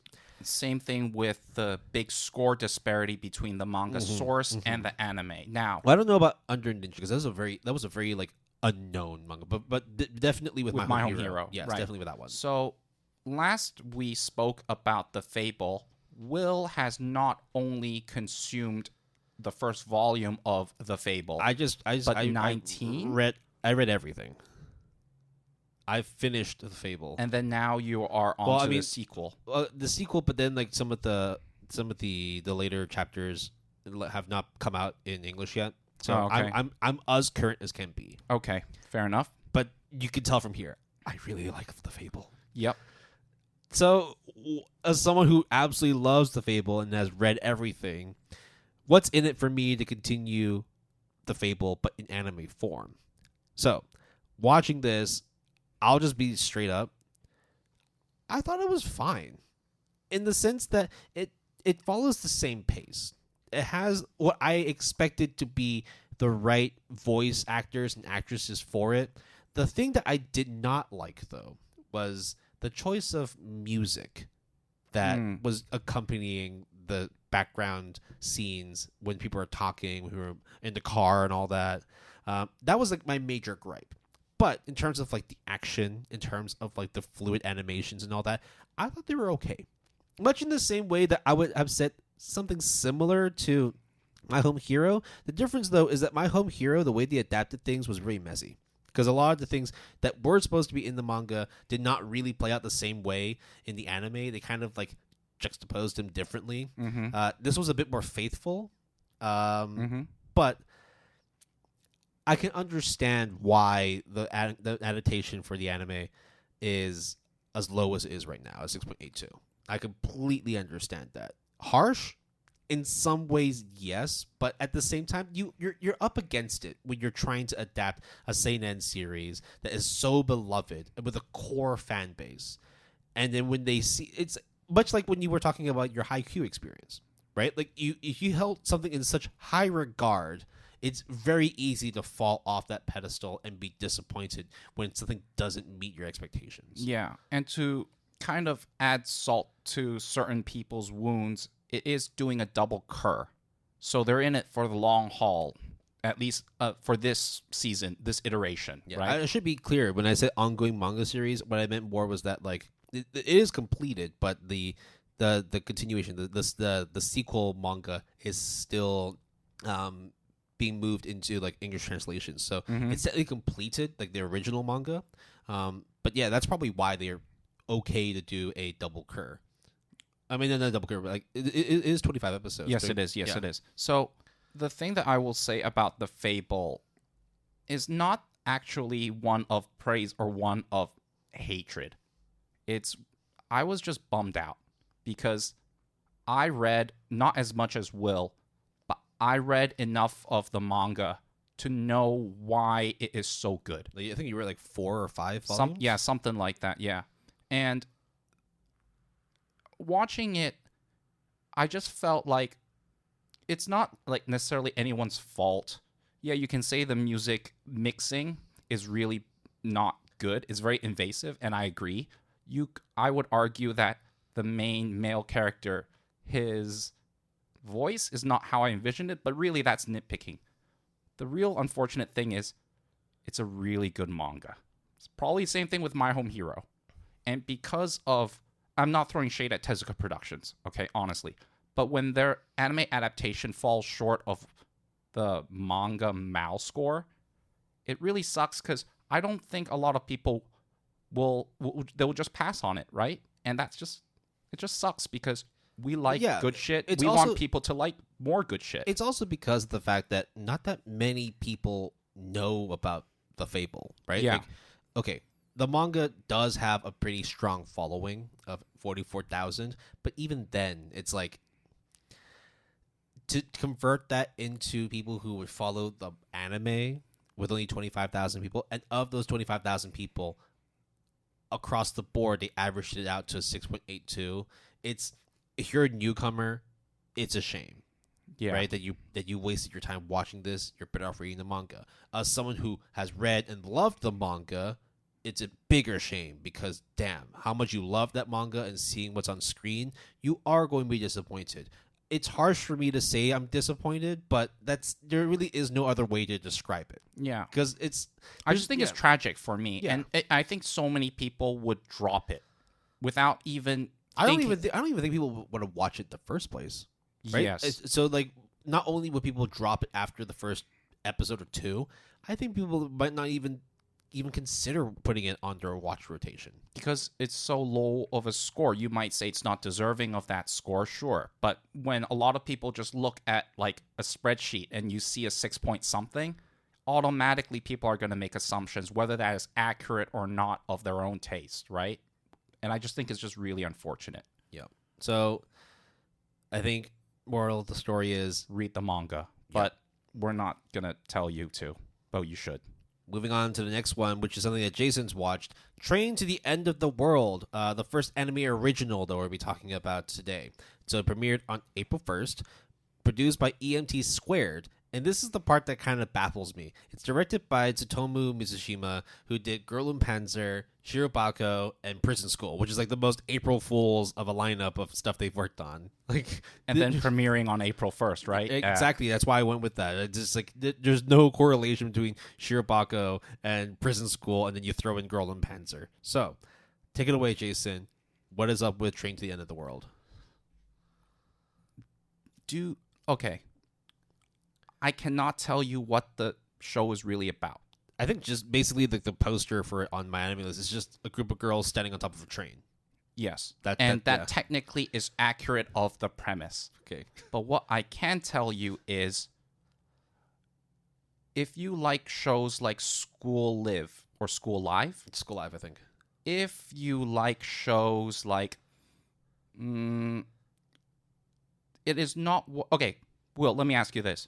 When you saw the poster or, trailer footage or whatever, what is your impression? It gave me a vibe of this is probably a lesser version of A Place Further Than the Universe. Mm-hmm. Unfortunately, the reality cannot be further from the truth. For the universe, okay.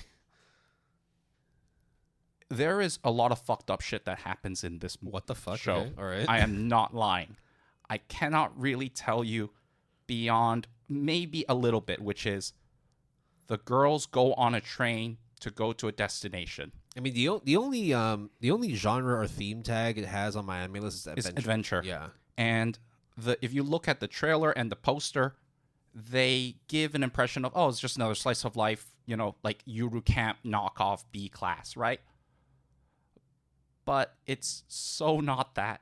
And I don't know how else to say. It's one of those shows where it's like, trust me, bro. Let me tell you, I said school live. That should automatically give you a certain indication. Namely, things look cute and nice on the surface, but there are clues and hints dropped throughout every single episode. There are 2 out now that are like, bro, something ain't right. Really ain't right. Now, what is it about?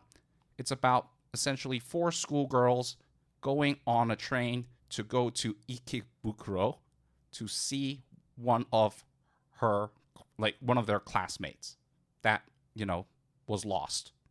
And then they found evidence of her being in Ikebukuro. Okay, now I've read the synopsis. So the train itself is the main fucked up thing. No.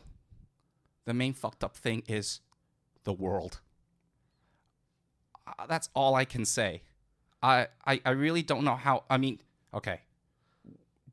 How about? Because the thing is, right? I'm looking at the Mal discussions, and there's actually a lot of discussion forums for this show. And a lot of people are talking about this. I think it's 28,000 members following it right now, and there are 178 replies on just the episode 1 discussion. There's a lot of people asking, "Oh, shouldn't this show get more get more attention?" There's certain things about this show. Let's talk about that. It's a super dark horse show that will take everyone, including myself, by surprise. If you like shows like Lost, this is kind of that show. Okay. So it'll start really, really well, but end disappointingly. It might, because it's an anime original, so you never know. Yeah. But the Girl Panzer guy, the Shirobako in Prison School guy, he's directing it, and also the music is hella bumpin'. It's really good. I don't even know what else to say, but it is really fucked up if you think about it. It just seems that so far the only thing is the show's fucked up. Well, okay. Do you want to know? And then maybe I'll not for me, but for the listeners. Well, I mean, then I'll tell you, right? Yeah. So how about I'll give a couple of seconds right now before I kind of. It's not even a spoiler, but the premise is in a couple of seconds. I mean, I read the premise, right? 4 girls go on a train because they want to find some of their missing friends, but apparently this is an apocalyptic and doomsday train. All right, yeah. That's really all you need to know. That's it? Okay, cool. All right. Moving on to the next thing. There's way more than that, but yeah, that's I mean, any more, and it's you might as well watch the show, right? Yeah, I can't.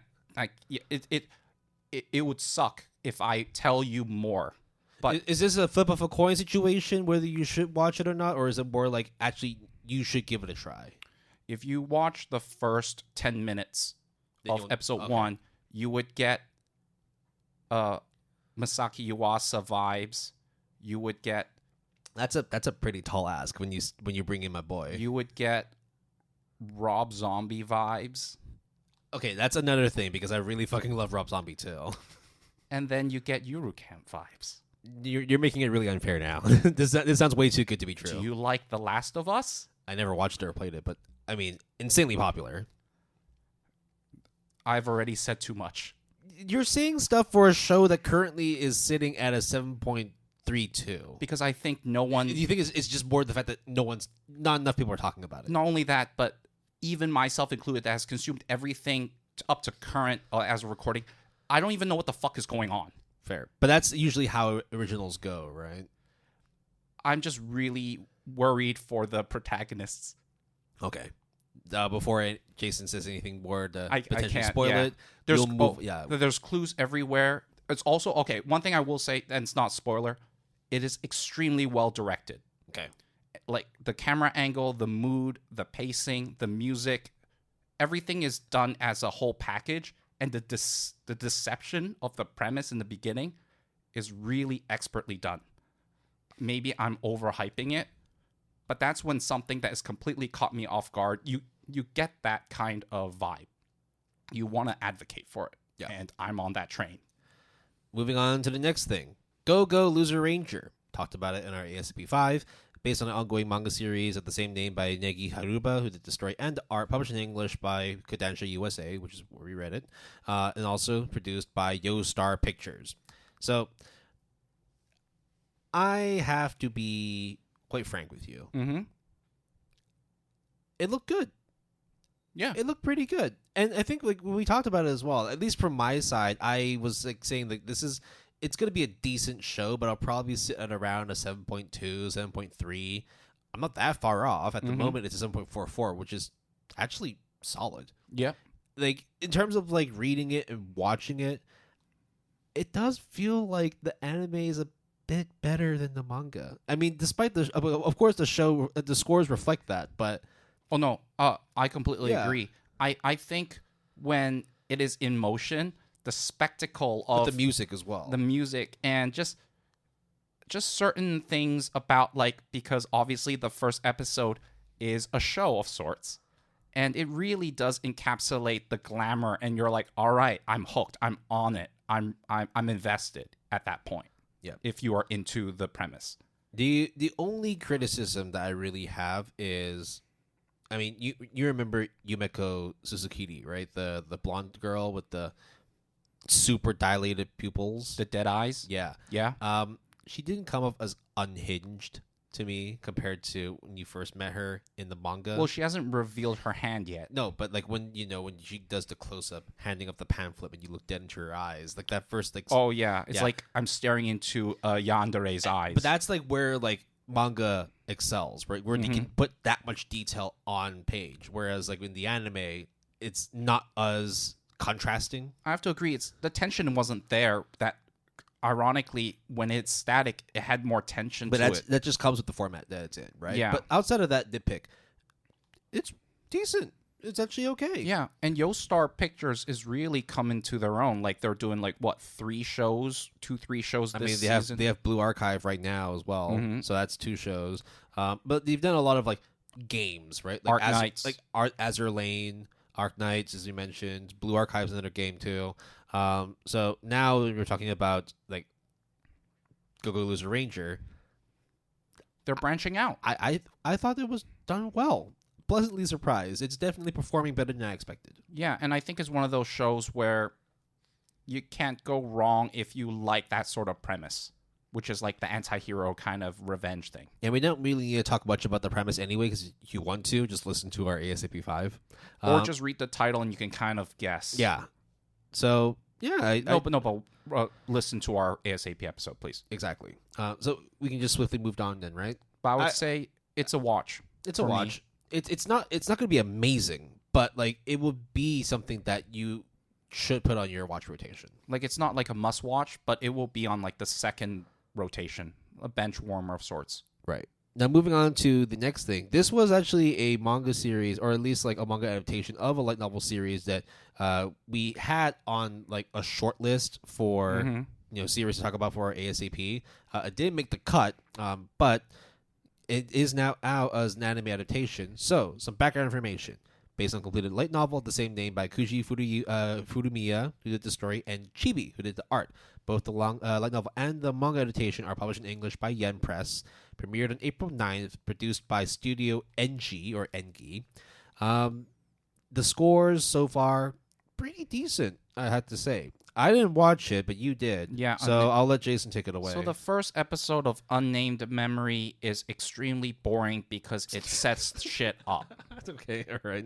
Now let's move on to the good stuff. You know, like Slime Season 3, right? It's like not captivating yet because they have to get the premise in that order. For some reason still has like an 8.4, 8.5. But okay, fair enough. But I'll give you the premise of the first episode of Unnamed Memory. Dude goes to a tower with his retainer, right? Like his butler assistant person. He needs to get to the top of the tower because there's a witch that can grant anyone's wish. Okay, he gets to the top of the tower and meets the witch. The witch says, "Yo, I'm going to grant you your wish. What wish do you want?" He's like, "I want blah, blah, blah, blah." I'm not going to spoil that. And she's like, "Yeah, no can do, son. That's kind of hard." And then he's like, "Shit. Well, is it not worth spoiling because it's in the synopsis?" Oh, yeah. Basically what it is He's cursed. He's cursed that he's searching for love, right? He's searching for a wife. Well, not yet. But it's a curse that he has that, if he takes someone for a wife, he kills them. Yeah, there is like a childbirth issue due to a curse given. And so therefore that's why he's ascending this tower to be able to be granted this wish so that he can be free of this curse. Right, so his future generations don't even have to bother because this will pass on, right? And they can't get that undo. So he's like, so what's the twist then? how about I just marry you, the witch? And she's like, what the fuck? And he's like, well, you're stuck up in this tower for hundreds and hundreds of years. Why don't you just come see the world with me? Touch grass. Yeah, literally go down to the bottom of the tower and touch grass with me.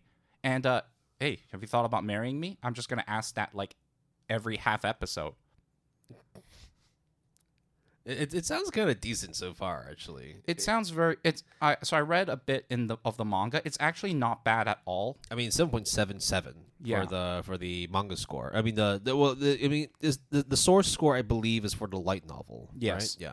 And the banter between the witch and the prince is pretty good. The issue with episode 1 is that it doesn't rock your socks off because it literally lays out the premise. There's nothing... It's world building, right? Yeah, there's nothing eye-catching. There's no crazy action scene. So it's yet to see how the anime will, be adapted. But it's fine.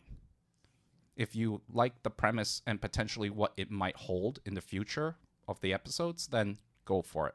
But right now, it's like a hold, like a wait and see for me. Okay. We're going to speed things up a little bit because we're only halfway through this stuff, yet we're already on 1 hour 40. Oh, shit. Let's do our best. I think we can be pretty quick with the next one, which is Windbreaker. Okay? I'm not even going to go over like the details because we've already talked about it before. But the main one we do want to talk about is that this is an anime that is produced by Cloverworks. So one thing's guaranteed. It's going to look fucking awesome, right? But one thing that's not guaranteed is whether or not the plot is going to hold you throughout the season.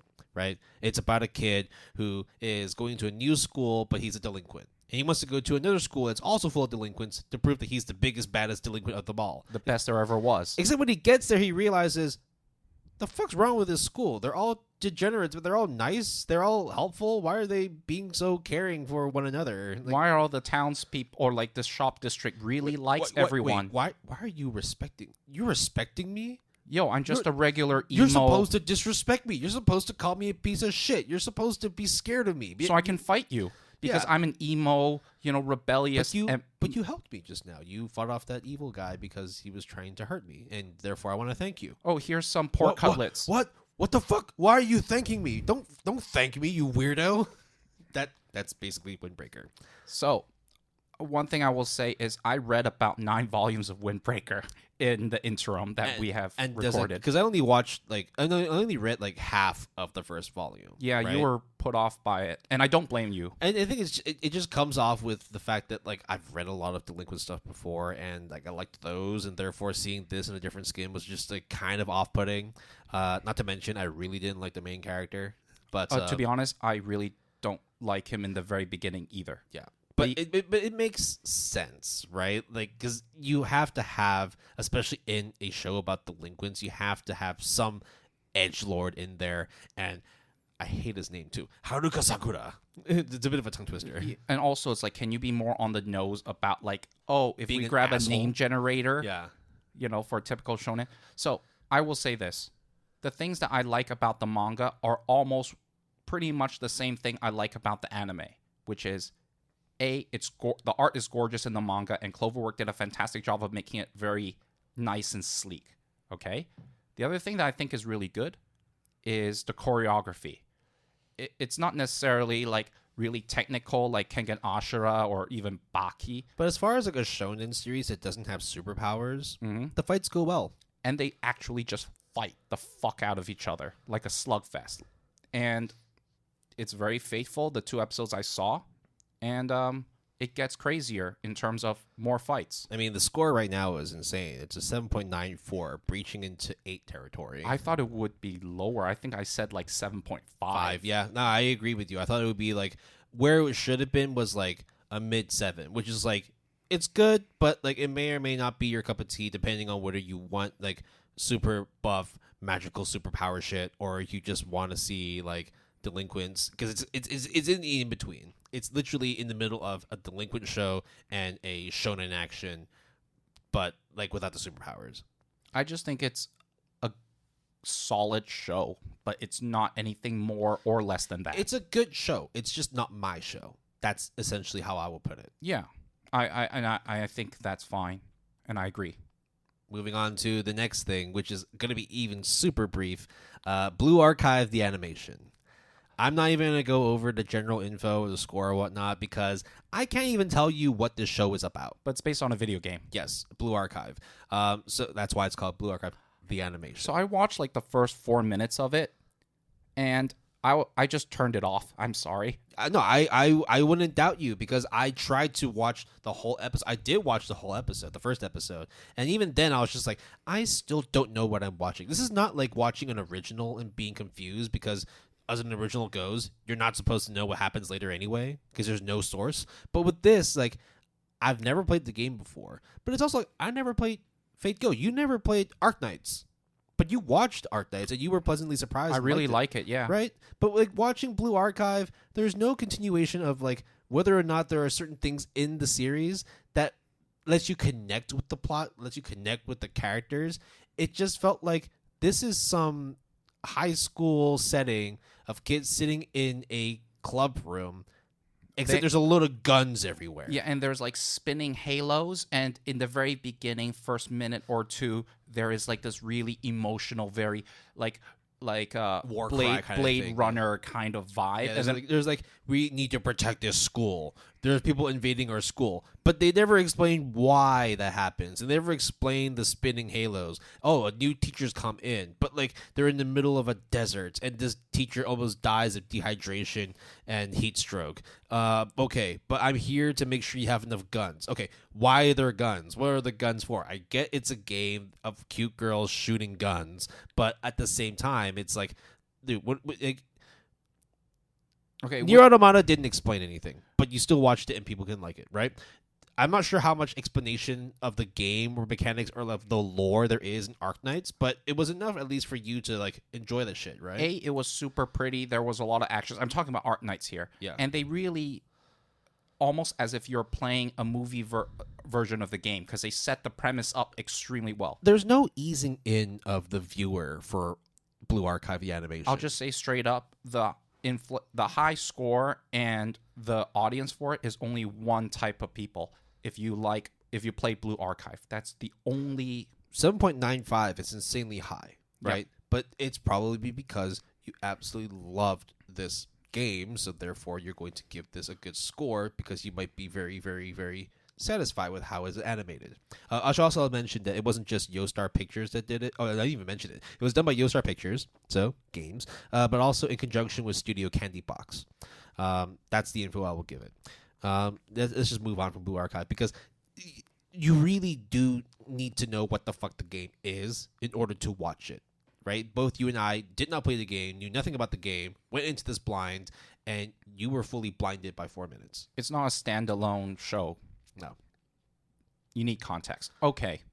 Moving on to the next one, which is Mission Yozakura Family, based on the ongoing manga series of the same name by Hitsushi Gondaida, who did the story and art, simulpubbed on Jump Plus Manga Plus, so it's definitely in English.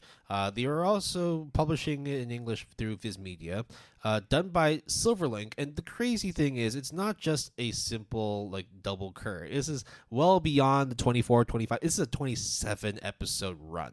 So that's long. That is a very long run-in for a new show. The score so far is a 7.4 with a popularity of like 3,168. So 48,000 members. Decent. Okay. Did you watch any of it? Yeah. Did you like any of it? It was I didn't really care for it because I know I'm like a broken record box, but this just felt like watching any other shonen action there was, because you just have characters that come in, they meet up in a classroom, and then all of a sudden there's like weird animals walking around, and they didn't really explain who those animals were, but it doesn't really matter because that's not the core point of the story. But the main character Asano, he had a... Oh, wait, no. what are you talking about? I'm talking the wrong one. No. So... That's how forgettable and generic, right? Yeah. No. Actually, what happens is it starts off with a funeral. No. That's the next scene. The first scene is a car falls off a cliff, and Then the funeral happens. then the funeral happens. Turns out that Taiyo Asano, his whole family dies, and then he decides, you know what, like, I got nothing to live for. The only person that he has is his close childhood friend, who happens to be the head of a family of spies. Not just a family of spies, but the strongest of spies. Yeah, and the eclectic group of siblings, which I think are like 6 or 7, they all look very wacky and out of place, but they all have their speciality. And, oh, what? There is a weird circumstance of getting married? What? Yeah. And then that's the premise. It's fine. That's really all I can say. It's fine. If you want to watch it in terms of seeing really typical shonen action stuff, which, you know, if you like that stuff, same thing with how Will likes really dry stuff, or I like really dry stuff, or we both like slice of life stuff.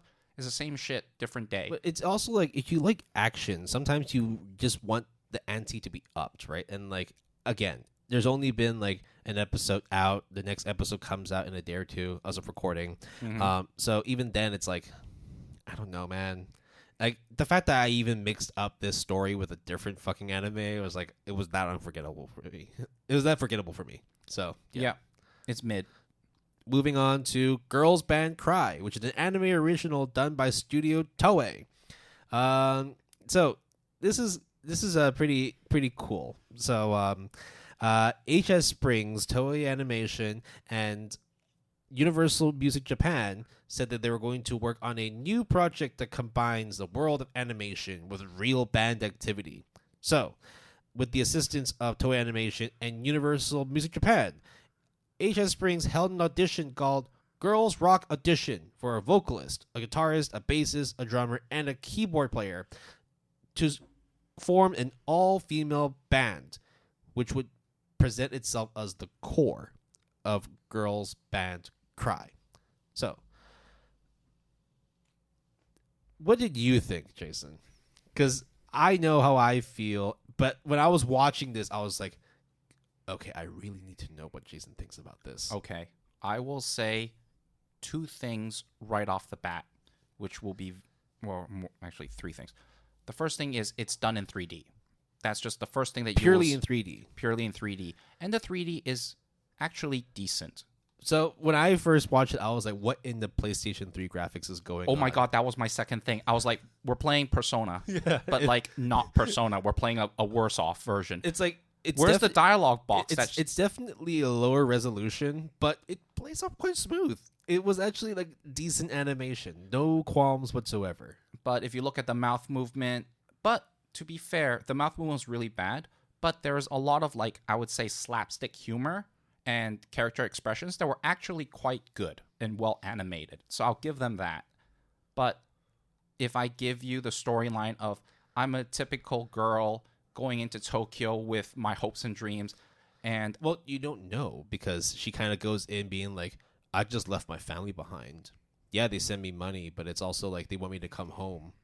But I'm going to try and make it out here. But they never really explain what they're trying to make it there. Yeah, when I get very emotional, there's like these weird sparks or these weird kind of graphical effects to illustrate how frustrated I am, right? And there's obviously a musical number to close out the first episode.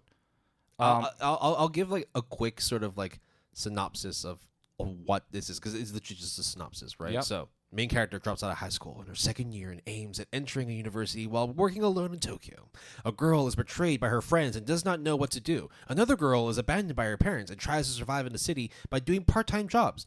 The world lets us down all the time. Nothing goes as planned, but we want something that we can continue to like. We believe there is a place where we belong. That is why we sing. So, it's a music project. It is so cringe, and I feel so manipulated because I think at the end of the day, all they want is to promote the music. I don't think the music is even that good, and I think everything is forced, and it just made me feel like really, like, what am I doing here? So, from your perspective, you didn't like it. I wish I could cry, not just the girl bands cry. It's like, it's so cringe, bro. So, I'm of the opposite camp. Really? I actually kind of vibe with it. I think it's just kind of cute to see this done in 3D because first of all, like you admitted it too, right? It works. Yeah. The story itself is weak. The music is not amazing, but I didn't think that there was a whole lot to dislike about it either.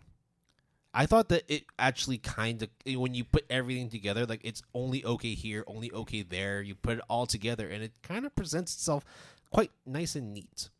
Now, at the same time, if you don't care about the music, then okay, fine. Then there's no point in watching this show. And I think that's where you're coming from, where like you think the music sucks. No, I think the music is cookie cutter. Okay, like so it sucks. Like Sure, yeah. And I suspect that the tables will be flipped for the next show that we will talk about. That's why I put them back to back. But I will say, Girls Band Cry is not good. And I will say that Girls Band Cry is good. That's all you need to know. Now we move on to the counterpart show, which is Jellyfish Can't Swim in the Night, also an anime original, done by Dogokobo, celebrating its 50th anniversary as a studio. So, I'm just going to go in the synopsis again, because you kind of need it with the originals. 4 young women, an artist who quit drawing, a retired idol wishing to prove her worth, a hot-headed VTuber, and a mysterious composer band together on the late-night streets of Shibuya to form an anonymous artist group called Jelly, spelled Jellee, all in caps. Yep. Let's Will. hear your perspective. No, first. no. Mine? You heard mine for Girls Band Cry. I want to hear yours first for the Jellyfish. I hated it. I thought so. I actually did not like this one. And funny enough, I watched Jellyfish Can't Swim in the Night first before watching Girls Band Cry. I did the opposite. I don't know if that says anything. But I thought that, okay, first of all, the characters are cringe as fuck. I thought the music was actually worse. I knew this would happen. Huh? Okay, no, go on. And I don't know, like there wasn't like anything that was gripping me to give a shit about any of these characters. I'm laughing and grinning because I feel the polar opposite. Yeah. I think it's a really good show. And I don't understand how you would see it that way. And I don't understand how you would see Girls Band Cry. Girls Band Cry at least has emotion. There's like motivation from these characters who are down in the dumps and trying to actually make something out in the tough world, in a tough city where they can't afford rent, where they have to work part-time. Whereas with Jellyfish Can't Swim in the Night, it's just girls who are acting out and just want to prove that they're better than they are. Yeah. And that's why, like, it's crazy you think that is better as a premise than people who actually work through struggle and try to make something out of themselves. I don't know. I just think Jellyfish... You just never suffered, Jason. I don't know. That's debatable, right? But I'm just being personal now. No, I get it. But I think that it's very well directed. I like the character designs and the whole thing of a mural for Jellyfish, which is why the name of the anime is based off of, and the, I guess, trauma, you would say, of a certain one of the artist's female character, I thought was done pretty well. Is it slightly cringe when they got into the musical number? Kind of, like it's overplayed. Oh, it was very cringe for me. But I kind of dug it. I don't know. I just really liked it. Well, we have 2 music shows featuring all-female bands, both original, one in 3D done by Studio Toei, the other one done in 2D by Dogokobo, which is celebrating their 50th anniversary as a studio. If you're Team Jelly/Jason, or if you're Team Girls Band Cry/Will, it's very much up to you. I think that's essentially why it's such a debatable. Like this is where I was like, I don't know if I love this stuff or hate this stuff, because I was very 50-50 with a lot of things that I watched this season. But I was pretty sure that when it came to these 2 series, these 2 originals, that it wasn't like I had to pick a side, but it picked it for me. And Girls Band Cry has my vote. And when I watched Jellyfish, after Girls Band Cry, the two thoughts came to my head was, I think this is really good. You just hate Girls Band Cry because it's in 3D. And then the second thing I said is, I'm pretty sure it's going to be the polar opposite of what Will said. Those are literally... What made you think that, like, prior to even doing this discussion? I honestly don't know. I'm not trying to troll or anything. Those were like the two thoughts. I really like Jellyfish, and I don't think this is Will's show. And then I saw Girls Band Cry, and I didn't think anything of it. It's not as simple as what stuff Jason likes I don't like, and what I like Jason doesn't like. But in this case, I am furious that you would pick Jellyfish over Girls Band Cry. And I think both of us are genuine in our feelings. Like, why are we standing for this? Like, both of them are only decent shows. Well, we're sitting down, so no. I said standing. Oh, stand right. Yeah. Like, Tears don't go. Yeah, wondering. Okay. That's not even the stand I'm talking about. Do you even know what a stand is? Oh, like the K-pop stands and like yes. excessive fans. That's what we're doing right now. I understand that. Yeah, let's move on from it. Basically, pick and choose. Like, you don't have to watch both. Or if you really do like musical shows, especially them being originals, both of them will do it for you. Just watch both and pick one, or pick both. Or, yeah, just watch both and then pick Girls Band Cry. Anyways, moving on to the next thing. As a reincarnated aristocrat, I'll use my appraisal skill to rise in the world.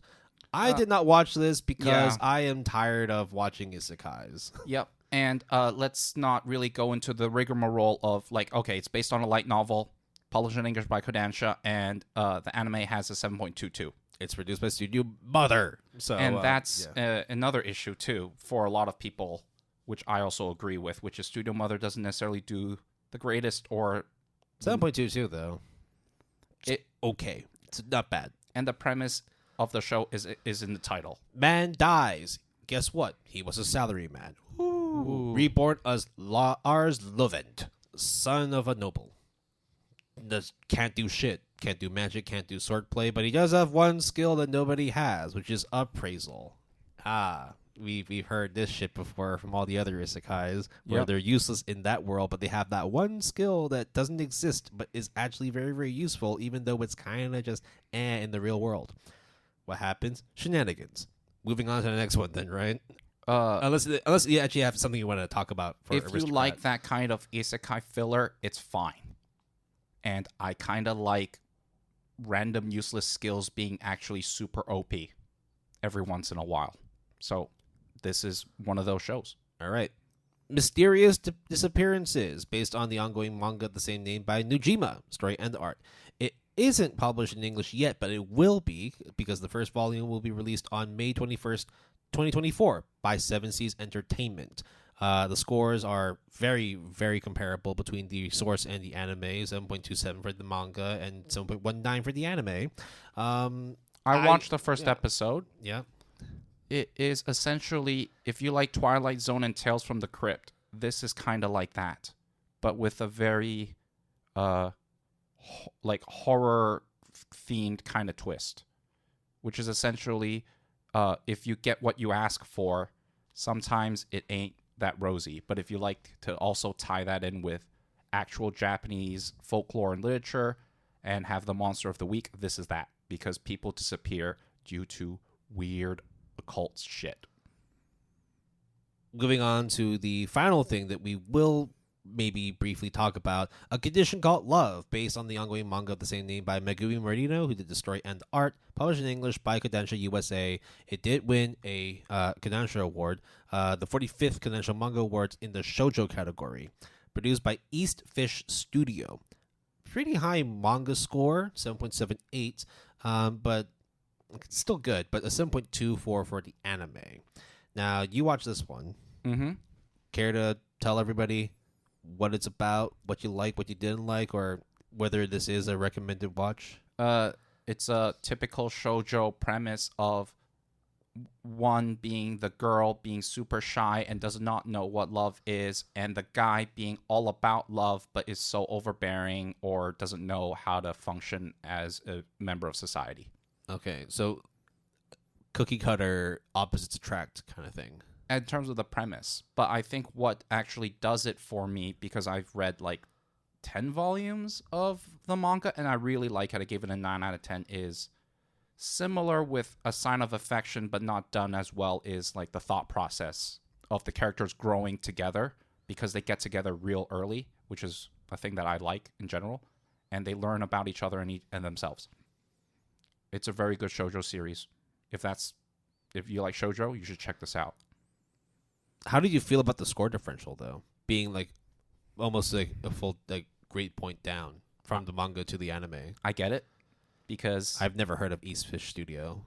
I've never heard of it either. We'll have to talk about it in our 2025 anime retrospective then. Yeah. 2024 retrospective, I mean. In 2025. Yeah. So that wraps up all the series that we will be discussing in length for the spring 2024 seasonal premiere. There were a bunch of other stuff that came out too, like Viral Hit, God's Game Replay, Archdemon's Dilemma, Studio Apartments, Good Lighting, Angel Included, Oblivion Battery, Reincarnated, a 7th Prince, so I can take my time perfecting my magical ability, a salad bowl of eccentrics, chilling in another world with level 2 super cheap powers, and the mini size of voice actor radio. Is there any of those that you want to give a quick mention or just, sprinkle 2 cents? The Archdemon Dilemma. It's very cookie cutter, but it's done pretty well. It has like a 7.5 on Mal. It's all right. That was it. Cool. Now we will round out today's episode with a bit of a forecast, preview, gamble in terms of where we think things will stand for 2 particular shows, because these were ones that we haven't watched yet because they're not out yet. They're actually coming out the weekend after, well, basically this weekend, but in the evening after we finish recording. So no chance to talk about it. But Kaiju number 8, don't need to go over the background information. Our But first ASAP one candidate that we talked about. long time ago. It's finally coming out. It will be out in about 7 or 8 hours or however long after we finish recording. Production IG is going to be doing it. Mm-hmm. It's still holding a pretty decent MAL score of 7.71, 135,000 members, which is crazy. So I think that with this, it'll probably equate to like a pretty strong following on the anime front, and also see similar, if not maybe a slightly higher score. Where do you stand on it? Because I think they've got a lot of things going for it, right? Well over 135,000 members, 7.71, production IG, hyped as fuck. Jump Plus Manga Plus as well. Yeah, Shonen Action, right? I will say if it's not top 3, I will be extremely sad on behalf of all of us in the weeb community. Wait, And top 3 of this season? correct. Jesus Christ. You realize how high a bar that is, right? Yes. Like, we're talking Sound Euphonium at 8.56, tied with KonoSuba 8.56, 8.47. You're talking, like, solo leveling score. Yeah. I think if it doesn't go in 8, that's crazy. I think 8.2, 8.3 minimum. That's not even top 3 then. I know. Like, But I think it will be higher than that. you think it will be higher than 8.3? I think this will be, if I need to advocate for a show for any audience, like any given person off the street, it would be Kaiju number 8. Just like how back then it was Spy X Family. But we also saw, like, the score disparity in terms of, like, Mashal. And that was also super hyped, coming up with A1 Pictures as well. And that one it did well, but it didn't really breach fully past an 8. I'm not saying that this doesn't deserve an 8. I think it would be an 8, but to give it, like, top 3 of this season, like, that pretty much puts it at, like, they'll be like top 100 anime of all time. I don't think it will beat Demon Slayer. But Sound Euphonium's ranked higher than Demon Slayer. Yeah, because Demon Slayer's not out yet. No, I mean, like, all the previous seasons. Oh yeah, I get You know? that. So, like, based on what you're saying, like, you think this is going to be historically a top 100 show? It's too hyped, I think. Look, as of right now, right, as of recording, the top 3 shows are in order: Sound Euphonium 3, and then it is KonoSuba 3, and then is Eurocamp 3. All those are slice of life. If we take out My Hero Academia, which we know is going to like score pretty high, we don't know how high, right? If we take out Demon Slayer, which I will admit will definitely score higher than Kaiju number 8, that's the only choice. That's the only new show that is, in my opinion, without even knowing too much about the production yet. But, and I'm not saying you're crazy thinking about it. I mean, like, it's entirely possible. But Chainsaw Man was only an 8.51, and that wasn't even top 100. And you saw the hype that came with the Chainsaw Man. Mm-hmm. So, whilst it's entirely possible that it could breach into 8.5 territory, I am absolutely certain it's not going to be there. It will be a top 200 anime, right? Like probably an 8.3, 8.4, but 8.4 is still a bit of an ask, right? Because even then, it's like, did you think Kaiju number 8 was that good? Not necessarily. Yeah. But I think it will have legs. I think word of mouth and momentum will carry it forward. But it's like Chainsaw Man was also good and it also had legs. Whereas like Kaiju number 8 was good for what it was, but then the score started tapering later on. Was Chainsaw Man, it wasn't a Netflix thing, right? It wasn't. I don't think so. Yeah, okay, sorry. I think it was on Hong Kong Netflix simulcast, but Yeah. it is not a Netflix exclusive. I just think it will be really good. Yeah. But I think it's a very tall order to put it in the top 100 immediately. Maybe like subsequent seasons, but like season 1, to give it like an 8.25, like My Hero Academia level, like first off, that would be like a success, right? Mhm. But I also understand coming from like the Jump Plus Manga Plus part where like it's not so much that it should be that good, it has to be that good.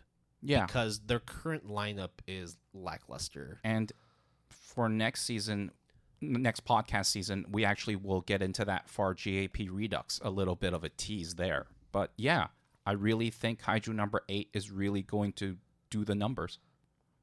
We'll see if it breaches into top 100 territory. If it does, then I'll eat my words. But at the moment, I just don't see it.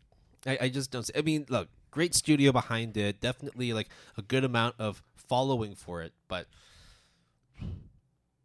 I'd say 8.3 is already like significant for them. Yeah. Considering that, like, I mean, Hell's Paradise, Chainsaw Man, Demon Slayer is still running around too, right? So I will be honest, I think you are very safe in what you're saying, and I'm more of like saying something that is a bit more bold and gambly, which is very weird for you. But I'm pretty sure this would be the top non-sequel show. Oh, okay, absolutely. If it comes down to like series, like new series, then yeah, because the highest one that is like the highest one right now is Spice and Wolf. And even that one was a remake, right? If you wanted to move further down from that, then we're talking, Jellyfish. But what other shonen action are available? There isn't, but I think it's still the fact that like you're also waiting for Demon Slayer and My Hero Academia coming out too, But right? Demon Slayer doesn't need any convincing of anybody. Same thing with My Hero Academia, right? I'm not saying convincing. I'm saying that it's going to score well. No. That's the point of it here, right? No, sorry. When I mean by convincing, sorry, I might have said that incorrectly. I mean, you're in it for the long haul already because it's season 4 of Demon Slayer and season 7 of My Hero Academia. But new kid on the block. Ooh. There's not a lot of shonen actions this season. Ooh. Production IG. Ooh. I just think it has a lot of the ingredients to basically be number 1 in terms of non-sequel show and top 3. Absolutely, if it comes to like actually being a brand new show that comes out, it'll debut well, but I mean even Solo Leveling was only 8.34. Yeah. So I think Kaiju number 8 will do better. That is a crazy take. Do you like Ultraman and Kaiju battles in large scale kind of... yeah, but those historically don't do well. Like if you're talking about like Sentai series or like, monster battles and stuff, they're good, but they're not amazing. I mean, like, if you want to talk monster battles, like don't look further than Chainsaw Man. And even that is like, you're actually like, going to say this is going to do better than Chainsaw Man. I think so. We'll check back with you when it actually releases. And let me be clear on that. I actually like Chainsaw Man more than Kaiju number 8. Yeah. So again, like so your thinking here doesn't really add up. You're basically putting a bet on like a 1,500 to 1. I wouldn't go that far. Is that that's what I'm saying? Like, is this really what you think, or is this more like based on the ingredients, based on what needs to happen for Jump Plus, Manga Plus, or Shueisha in general, it has to be top 100. Correct. And even though Chainsaw Man is more of my jam, So that's that's not a prediction. That is an expectation. No, that is a prediction because I don't expect to love Kaiju number 8 like I love Chainsaw Man, but I think it will be the popular vote rather than the jury vote, if that makes any sense. I don't know. I knew it would be contentious what I said. No, it's not just contentious.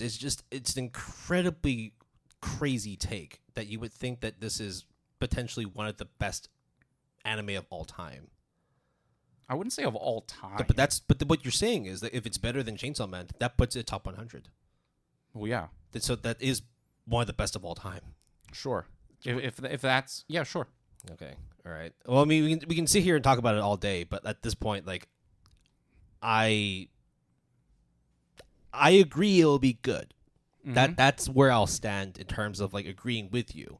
Everything else you say afterwards is insane, but we will see when season ends. And I'm not trying to troll you. I genuinely feel that way, and if I'm wrong, I'm wrong. But we'll see, right? I mean, you're just doing this for clicks, so yeah. We can talk off air about how I genuinely feel, and I'll literally say the same thing. Do you want to spend a little time talking about Whisper Me a Love Song? It'll be tough because it got delayed multiple seasons, and Yuri in general haven't got something good, but this has scored really high. It was a short list candidate for ASAP, but 8.21 on my anime list for the scores. I mean, but based on that, it's going to be lower than Kaiju number 8, I suppose. The math doesn't check out, but when does sense and when does sensibilities and logic ever work out in anime, right? Like, I will watch Whisper Me a Love Song. I think I will like it, but whether or not it has legs, whether or not a lot of people love it, I don't think so, to be honest, and I think that's a shame. Yeah. I don't know. It's not like it's hard. Like I feel like even if it's like you're not gonna let this go, huh? No, it's not. No, because the thing is, like, when you say like Yuri and stuff, yes, it is a smaller demographic, but that also makes it entirely possible that when you have a smaller demographic, it's enough people who are of a diehard diaspora to push a score up. That would it be voice actors studio is a Yuri, has a 6. Yuri is My Job is 6. Yeah, but I mean, like, were the sources as loved as being an 8.21 ranked 425? No, right. So, I'm hesitant, right? See, but this is where it's like, I'll be honest. I wanted to. A lot of it is just down to hunches, even though you have the stats here, and you are a stats guy as well. And I read the manga, so I know the source too. So why are you like so downbeat on something that has already proven it's done well versus something that is much more speculative, and you also don't even feel that strongly about? Because A, it got delayed, and B, going full circle, I'm trying to keep my expectations low so I can actually be happy. This is what I mean. Okay, I knew this is going to happen, but we'll see, right? It'll come out this weekend, so you'll get to actually see, and then maybe your mind will change, much like your mind will change with Kaiju number 8. But we finally done it. We finally talked about all the series that we wanted to talk about. I did not think that the most controversial thing would be talking about Kaiju number 8. And then taking second place will be Girls Band Crying Jellyfish. That one was also crazy, but that was like crazy because like it's funny to be crazy about that, but there's nothing funny about trying to call Kaiju number 8 being the top 100. But we can sit here for another hour or two just even gesticulating about it. We can talk off air, or something. But what we are going to do is... I'll say one last thing. Sure. You're wrong. Fair enough. But yeah, what did you want to wrap up with? I'll wrap this up with, I think you're right, but I also want to be proven right as well. I want to have my cake and eat it too. I'm fucking greedy as shit. But what you should not be greedy about is understanding that if you really love our episodes, you can always leave a rating or review on your podcast platform of choice. And thank you for listening to this episode of the Good Anime Palette Podcast. If you want to contact us, you can do so using our email, gapalette@gmail.com. That's GAPALETTE. All lowercase, all one word, using the handle @PaletteGood. capital P and capital G, all one word. All our social media links, as well as our Discord server, is in the show description. We have a website, www.goodanimepalette.com, that we encourage you to check it out. All lowercase, all one word. And music credits for this episode. Our intro music is Flow to It by Taipa. Our break music is Laser Drops by Hit Color. And our outro music is 2011 by Rocket Jr. You can support the music artists that we feature by listening to them on Spotify, Apple Music, or your music listening platform of choice. And Epidemic Sound provides all of our royalty-free music. If you're interested, you can sign up using the referral link in our show description. Terms and conditions apply. All right. That was a long episode, but with these seasonal premieres and it actually would have been shorter until you dropped that fucking like hot take on Kaiju number 8 being number 100 overall. Yeah. Okay, look. The things you said do make sense in the fact that it's insanely popular. It is in the top 100 popularity on manga, but so was, if you talk about manga in general, Soul Leveling was number 6, and even then it was only 8.3. Who knows? We have no fucking clue because it's not even out yet. So we will see when the season unfolds. And maybe if you want, we can talk about it on air. And if I'm wrong, you can point the finger at me. There's no point talking more about it on air because there's nothing else to talk about until it comes out. Right? Well, yeah. Like, if it doesn't come out, all we are doing is just it's just an echo chamber. Oh no, I meant like you could include like a 3-minute segment where you can point the finger at me and go, "You're wrong, Jason," and laugh and being like, "You're stupid." And I'm recording now, so there you go. There we go. You've given me access rights to it. Okay. No more final thoughts, final words, because we've already given our final thoughts and words. But yeah, thank you all very much for checking into this episode. Let us know your thoughts in terms of what you liked and disliked about the season so far. If there's anything that you felt that we were wrong about, whether, of course, you are Team Jellyfish or you're Team Girls Band or you're here and there, drop a message. So is this like Fluffy Sama and Edgelord Sama version 2.0? It is Girls Band Cry Stand versus Jellyfish Stand? There's nothing fluffy or edgy about either. It's just girls singing, but no, as in like you take one side, I take the other side. If the people want to vote, let the people sing, right? Yes, that's actually from Girls Band Cry. Sure. So you're quoting your enemy. Wow, you really are greedy today. Hungry.